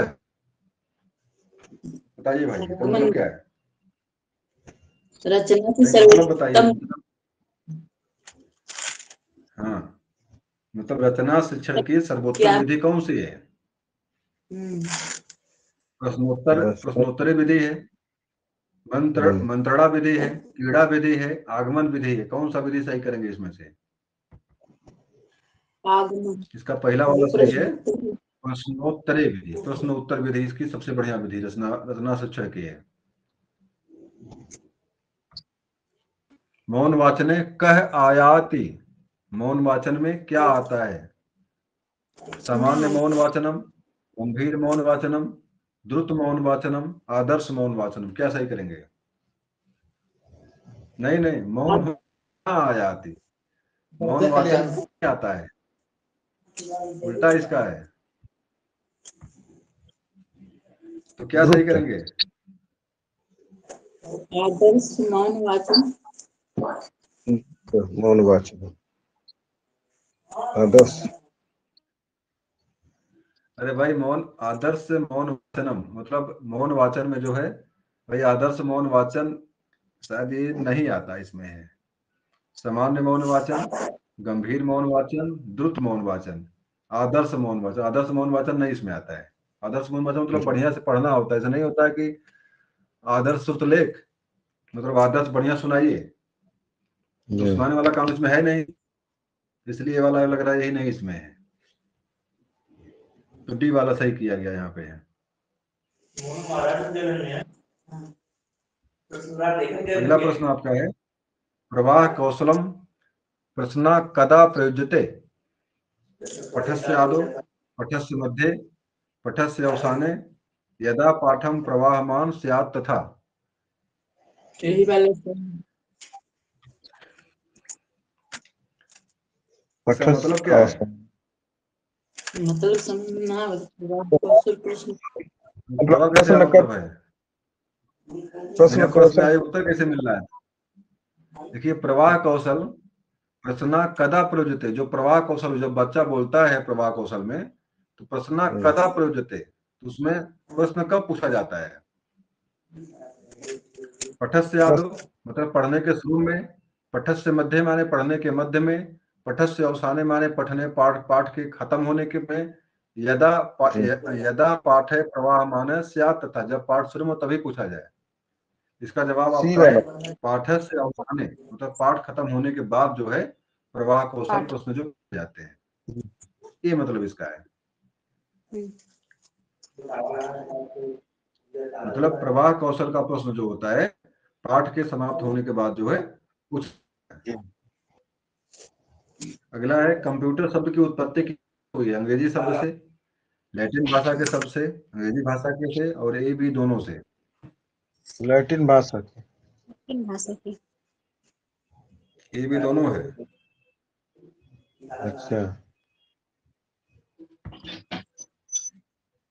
कंप्यूटर से भी हुई है और कंप्यूटर से भी हुई है, कंप्यूटर से भी हुई है। लैटिन भाषा के अंग्रेजी दोनों भाषाओं के शब्दों से जो है इसकी उत्पत्ति मानी गई है कंप्यूटर की। अगला देख लीजिए आप लोग, अगला प्रश्न आपका है विश्व कंप्यूटर साक्षरता दिवस प्रतिवर्ष कब मनाया जाता है?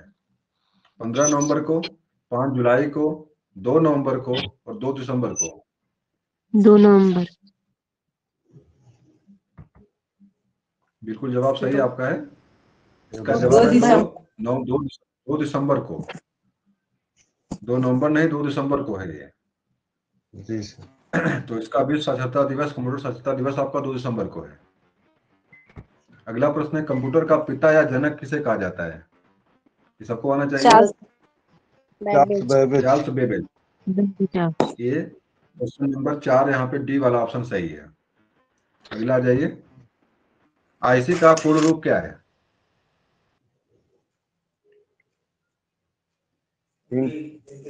Integrated circuit. बी वाला सी वाला? बी वाला। चलिए जवाब आपका सही होना चाहिए, इसका बी वाला ही सही है। इंटीग्रेटेड सर्किट जो है आईसी का फॉर्म होता है। यस। एनएक का मुख्य पुर्जा क्या था? ये कंप्यूटर का एक सुधारा रूप था एनएक। इसका मुख्य चीज क्या चेंज इसमें हुआ था? मॉनिटर चेंज हुआ था, ट्रांजिस्टर चेंज हुआ था, वाल्व हुआ था, प्रिंटर, क्या चेंज किया गया था इसमें? एनएक में शायद वाल्व था ये। जी। जब आप देखिए सी वाला सही है, वाल्व, इसमें वाल्व बदला, मतलब मुख्य रूप चेंजिंग इसमें वाल्व की थी एनएक में। आधुनिक भारत में हिंदू धर्म में पहला सुधार आंदोलन कौन सा था? अभी इसके पहले प्रश्न आया भी था ये, तो इसका जवाब आपका है ब्रह्म समाज। आ जाइए, संविधान की 11वीं अनुसूची में किससे संबंधित है? ये भी प्रश्न आपका आया था। इसका जवाब क्या रहेगा आपका? 11वीं का संबंध किससे है? पालिका से। ये पंचायती राज से है ये भाई, पंचायती राज होगा ये। जी। पंचायती राज है ये, 11वीं का संबंध पंचायती राज से है। अगला प्रश्न है बाबर का जन्म कब हुआ था? एसएससी 2007 में प्रश्न आया है, चलिए बता दीजिए, वही पढ़ाया गया था आप लोगों को, बता दीजिए फट देना। 1483। ये वाला पहला वाला जवाब सही है आपका है, ये वाला जवाब आपका सही है, 83 वाला। कौन से शासक ने बाबर भारत में ग्रैंड ट्रंक रोड बनवाया था? शेरशाह सूरी। सबको पता है, शेरशाह शेरशाह सूरी ने बनवाया था, बी वाला ऑप्शन सही है इसका। अच्छा, इसके बचपन का नाम क्या था शेरशाह सूरी के?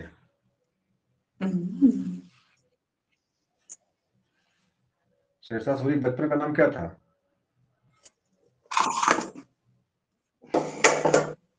नाम तो हमको भी नहीं आ रहा है इसका। इसके बचपन का नाम क्या था? फरीद नाम शायद था, फरीद नाम था शायद, फरीद। चलिए अब देखना पड़ेगा, मुझे कंफर्म नहीं है नाम फरीद था, क्या नाम था? नहीं पता। अगला प्रश्न है, पानीपत की दूसरी लड़ाई किसके किसके बीच हुई थी? बाबर और हेमू के बीच। बाबर चलिए, बाबर ये और हेमू। तय कब हुई थी? बाबर नहीं, अकबर पहली और हेमू है। पहली तो बाबर 1526 नहीं में है, हुआ। पहली बाबर नहीं है, 1500 अकबर और हेमू है। जी सर। अकबर और पानीपत की दूसरी लड़ाई जो है अकबर और हेमू बाबर के बीच हुई थी। बाबर नहीं, अकबर हेमू है। अकबर है। 1526 अकबर और और हेमू के बीच हुई 1556 पहली 1556 में हुई थी ये। जी पहली पहली 1526 में हुई, दूसरी 1556 में हुई है। जी 1556 सर। में जो है 1556 में बाबर और मोहम्मद गोरी के पहले बाबर और नहीं, क्या नाम उसका है, लोधी के बीच में हुई, इब्राहिम लोधी के बीच पहली लड़ाई हुई है। बाबर और जी जी इब्राहिम लोधी 1526 में। दूसरी लड़ाई आपके जो है 1556 में अकबर और हेमू के बीच हुई।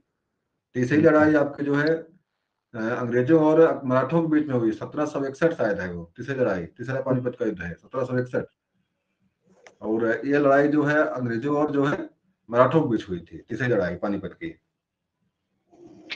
उसको देखना पड़ेगा, तीसरी लड़ाई बीच में थोड़ा सा दुविधा में है, तो देख लीजिएगा आप लोग। भारत में प्रवेश करते ही ब्रह्मपुत्र नदी किस राज्य से होकर सबसे पहले गुजरती है? क्या सही करेंगे? आसाम आसाम। असम से, मेघालय से, अरुणाचल से, नागालैंड। तो असम टच करती है, उसको क्या बोलते हैं, क्या असम जो है कि चीन को टच करती है? दियांग और लोहित। नहीं नहीं, मेरा मतलब ये है, आपने कहा कि असम, क्या असम जो है कि असम जो आपका है, क्या चाइना को? चाइना तो अरुणाचल प्रदेश से सटे हुए हैं। रहा हूं, इसका मतलब है कि असम जो है, असम में पहले नहीं आती है नदी ब्रह्मपुत्र। पहले कहाँ आती है वो? पहले अरुणाचल में एंट्री पहले करती है। जी जवाब सर। देखिए इसका सी वाला सही है, सी वाला सही है यहाँ पे। जी मतलब अरुणाचल मेरा प्रदेश। कहने का ये, ब्रह्मपुत्र नदी कहाँ से निकलती है? ब्रह्मपुत्र नदी जो चाइना से निकलती है। जी चाइना से प्रथम बार भारत में एंट्री करेगी, वही उसी में करेगी जो चाइना सटा रहेगा। जो असम चाइना को जी टच नहीं करता है, तो असम में एंट्री इसकी जी पहले नहीं है। इसकी एंट्री किस में है? तो अरुणाचल पहले वहां प्रदेश। पे इसका नाम जो है लोहित है, इसका नदी का नाम वहां लोहित हो जाता है। बाद में जो है कि जब जब असम में आती है, तो यहाँ पे इसका नाम जो है कि ब्रह्मपुत्र पड़ता है, इसका असम में आकर पड़ता है। जी सर। और असम में ही माजुली द्वीप का निर्माण करती है। असम में ही क्या करती है? जी माजुली द्वीप का निर्माण करती है। अंत में ब्रह्मपुत्र ब्रह्मपुत्र और गंगा मिलती हैं, और आपके विश्व का सबसे बड़ा डेल्टा जो बनता है सुंदरबन, उसका निर्माण जी करती सर। हैं। तो परीक्षा में कई बार प्रश्न यहाँ से पूछा, विश्व का सबसे बड़ा डेल्टा कौन सा? इसका जवाब पर नदी द्वीप कौन सा? इसका जवाब रहेगा माजुली।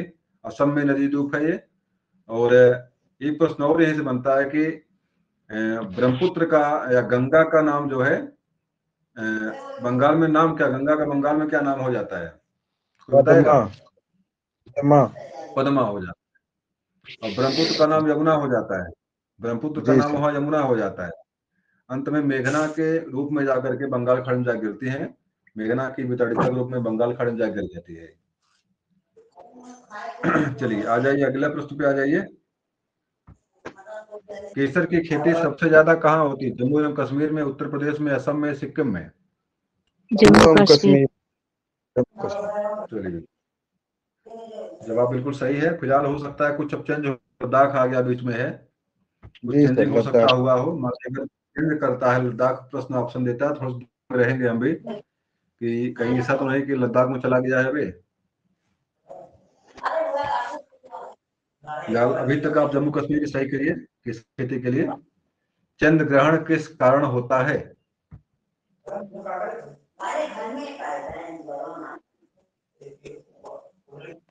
सही भाई, क्या सही करेंगे आप लोग? चंद्र ग्रहण का कारण पहला क्या है? वाला। पहला वाला। चंद्रमा, जी सूर्य और पृथ्वी का एक रेखा में होना। चलिए पहला वाला ही सही है, इसमें जी सर। पहला वाला ही सही है। जी जवाब नहीं लिखा, पहला वाला ही सही है। विसुवियन कौन सा ज्वालामुखी है? मृत ज्वालामुखी, प्रसुप्त ज्वालामुखी, सक्रिय ज्वालामुखी, इसमें से कोई नहीं।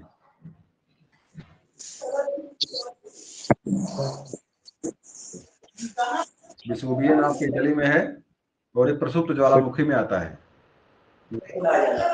प्रसुप्त ज्वालामुखी विसुवियन है। कभी मतलब क्या है, इसमें धुआं राख जो है 5-5 साल बाद निकलता है, गैस निकलना शुरू होती है इससे, विसुवियन फटता है, कभी बंद हो जाता है। तो प्रसुप्त ज्वालामुखी में शामिल है, जागृत ज्वालामुखी नहीं है, ना ही मरा हुआ है। अगला प्रश्न पे आ जाइए। होली के सार्वजनिक उत्सव में भाग लेने वाला प्रथम दिल्ली का सुल्तान कौन सा था? फिरोज शाह तुगलक, मोहम्मद बिन तुगलक, सिकंदर लोधी, इब्राहिम लोधी। क्या जवाब सही करेंगे आप लोग? दोबारा जो करिए। होली के त्योहार में भाग लेता था खुले रूप से, इसका जवाब में लग रहा है मोहम्मद बिन तुगलक है। मोहम्मद बिन जी तुगलक जी। पागल बादशाह वही है कि त्योहार में भी भाग लेता था। अगला देखिए यहाँ पे, कृषकों की मदद के लिए किस सुल्तान ने पट्टा एवं कबूलियत की व्यवस्था प्रारंभ की थी? बहलोल लोधी ने, फिरोज शाह तुगलक ने, गयासुद्दीन तुगलक ने, शेरशाह सूरी ने। बहलोल पट्टा लोधी। व्यवस्था एवं कबूलियत, इसका जवाब देख लीजिए, डी वाला सही है, शेरशाह सूरी ने। अगला है, दीवान अमीर कोही नामक कृषक पृथक कृषि विभाग की स्थापना दिल्ली के सुल्तान ने की थी। दीवान कोही की स्थापना किसने की थी? अलाउद्दीन खिलजी, फिरोज शाह तुगलक, गयासुद्दीन तुगलक, मोहम्मद बिन तुगलक। इसका जवाब मोहम्मद बिन तुगलक ही होना चाहिए, डी वाला ऑप्शन है। देखिए यहाँ पे, दीवान कोही की स्थापना किसने किया था? मोहम्मद बिन तुगलक ने किया था। कृषकों को ऋण देने के लिए जब दबाव में कर वृद्धि करता है, उसमें वहां सूखा पड़ रहा था, लेकिन इसके अमीर लोग जो थे जबरदस्ती जो किसानों से जो है मतलब वसूली करते हैं, उन्हीं किसानों को ऋण बाद में जो ऋण बांटता है, ऋण देता है, और दीवान कोही की स्थापना करता है। अगला देखिए, निम्नलिखित गोलमेज सम्मेलनों में किसका प्रतिनिधित्व भारतीय राष्ट्रीय कांग्रेस में नहीं था? जो सम्मेलन यहाँ पे हुए हैं, इसमें से कांग्रेस का प्रतिनिधि किसमें नहीं था? प्रथम वाले में, द्वितीय वाले में, तृतीय वाले में, कोई नहीं।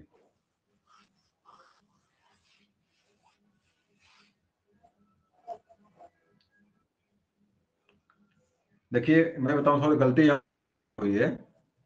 कांग्रेस ने, मेरी आवाज मिल रही है आप लोगों को? मेरी आवाज तो मिल रही है? Hello hello. मिल रही है।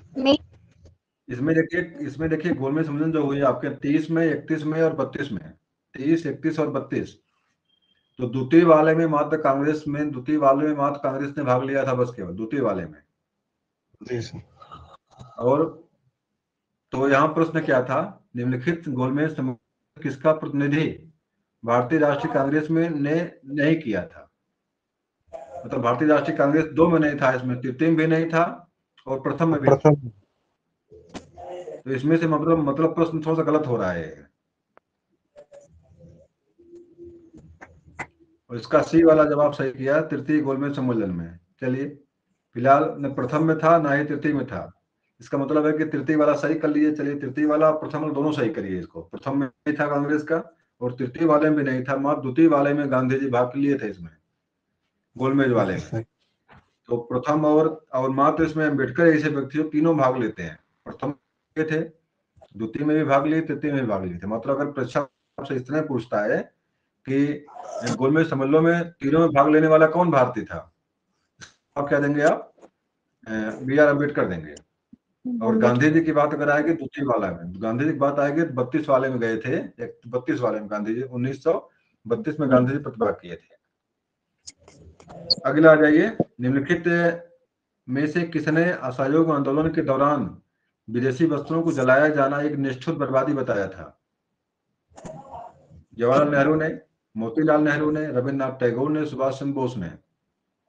इसका जवाब रविन्द्रनाथ टैगोर है। इसका जवाब रविन्द्रनाथ टैगोर है। रविन्द्रनाथ टैगोर ने कहा था कि बिल्कुल बर्बादी है ये, कपड़े फूकना है यहाँ पे इस तरह से।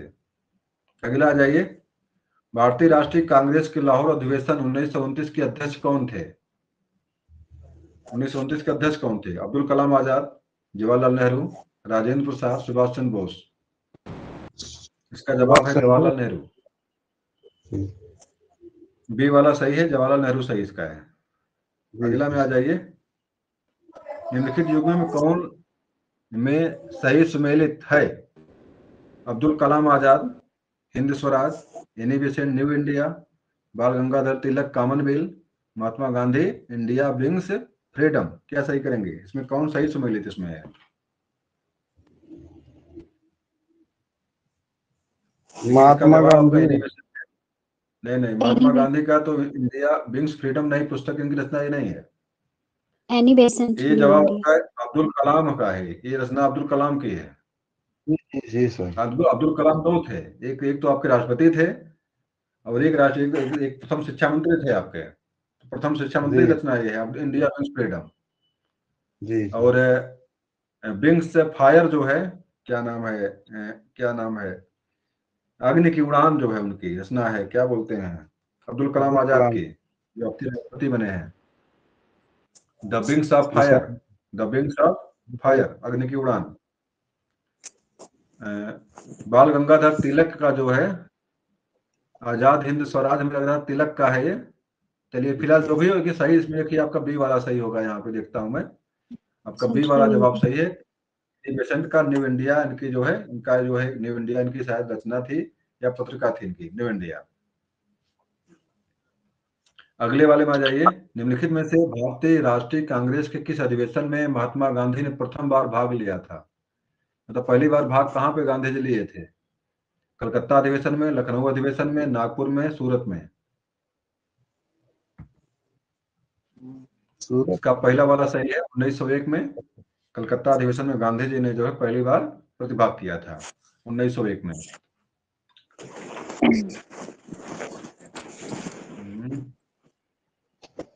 चलिए अगला जाइए, महात्मा गांधी द्वारा भारत में आरंभ किए गए प्रथम सत्याग्रह था, कौन सत्याग्रह पहला था गांधी जी द्वारा भारत में? चंपारण, खेड़ा, रोलर टेक? जवाब सही आपका, चंपारण ही सही है। बताओ डेट क्या इसका है? 1916। 1917। 1917। तिनखड़िया पद्धति 17 है आपका, 1917। अगला है, भारतीय स्वाधीनता संघर्ष से संबंधित निम्नलिखित घटना पर विचार करें और उनका सही कालक्रम नीचे दिए गए कोड में पता करें। मतलब कुछ समझ में आया नहीं?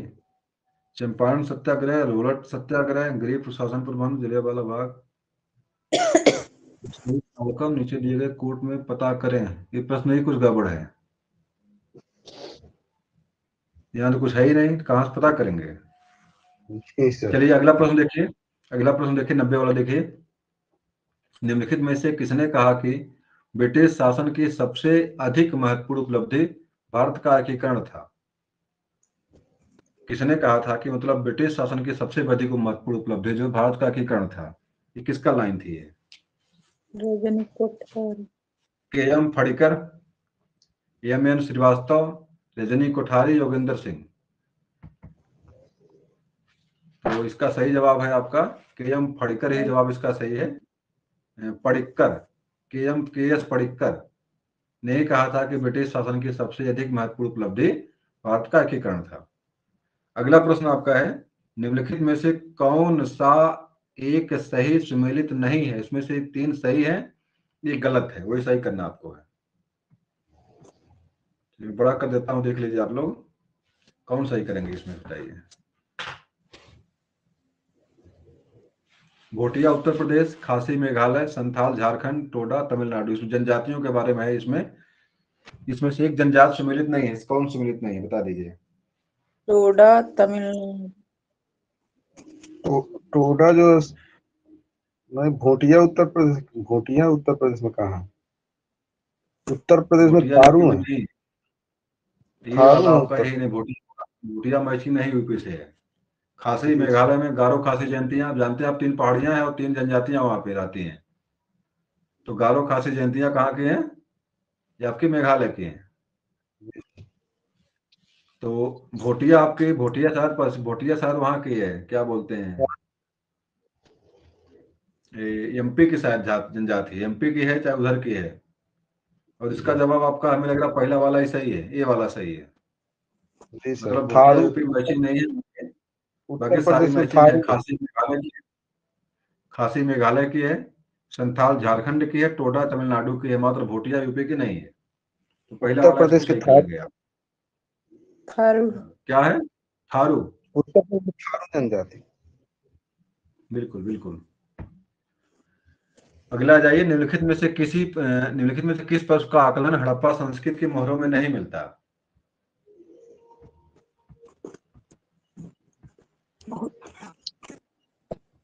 बताइए भाई, कहाँ पे मोहरों में नहीं मिलता है ये? बैल का, हाथी का, घोड़ा का, भेड़ का?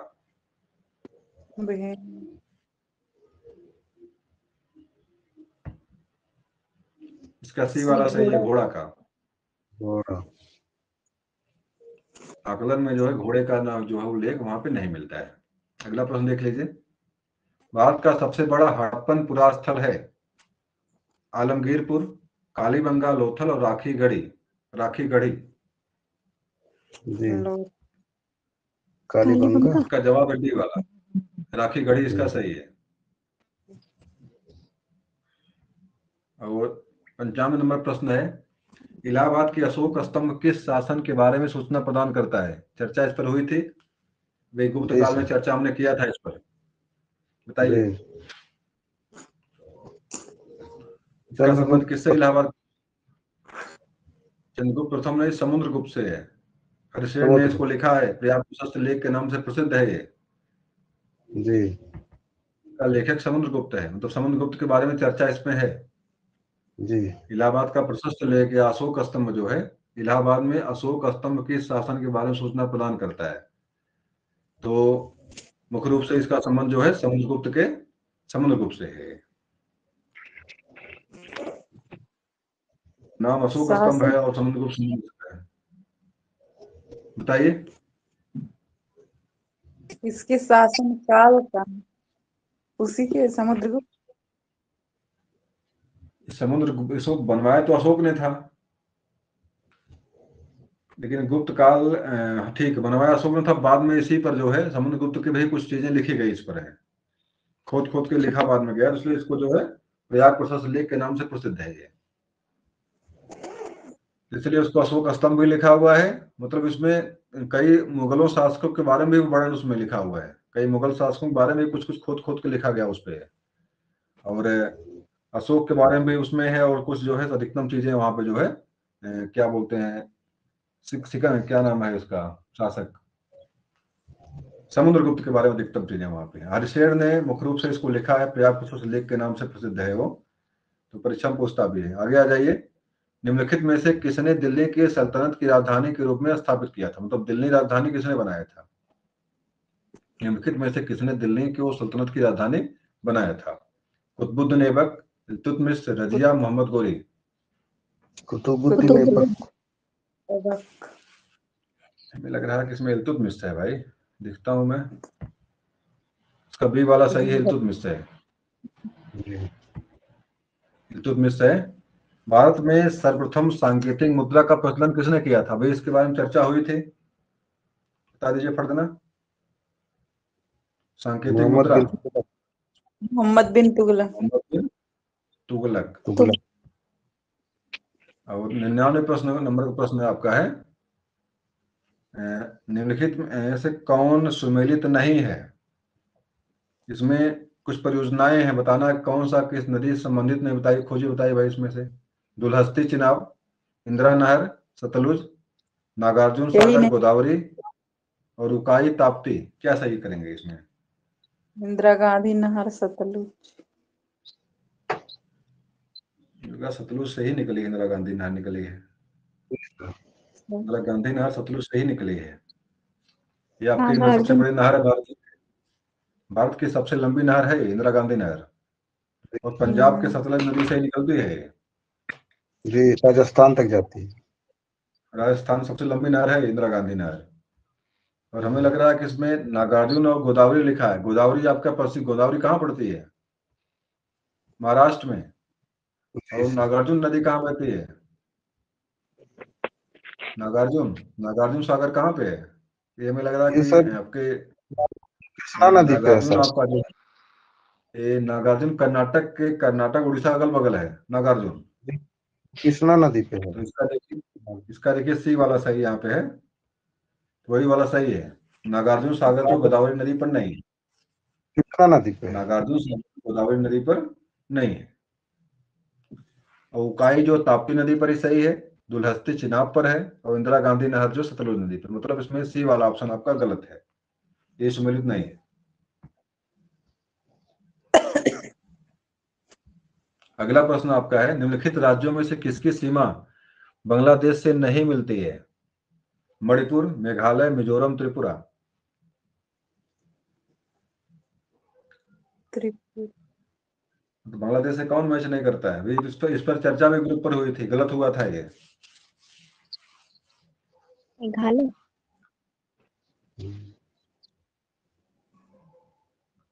बांग्लादेश से नहीं मिलता है। मणिपुर, मेघालय, मिजोरम, मणिपुर और तो दूसरा मेघालय। हमें लग रहा मेघालय इसमें है। जी, मणिपुर असम मेघालय। में। हमने मणिपुर। मणिपुर सही किया था, जबकि मेघालय सही था इसमें। जी सर। सही था मेघालय, लेकिन हमने मणिपुर सही कर दिया था वहां से।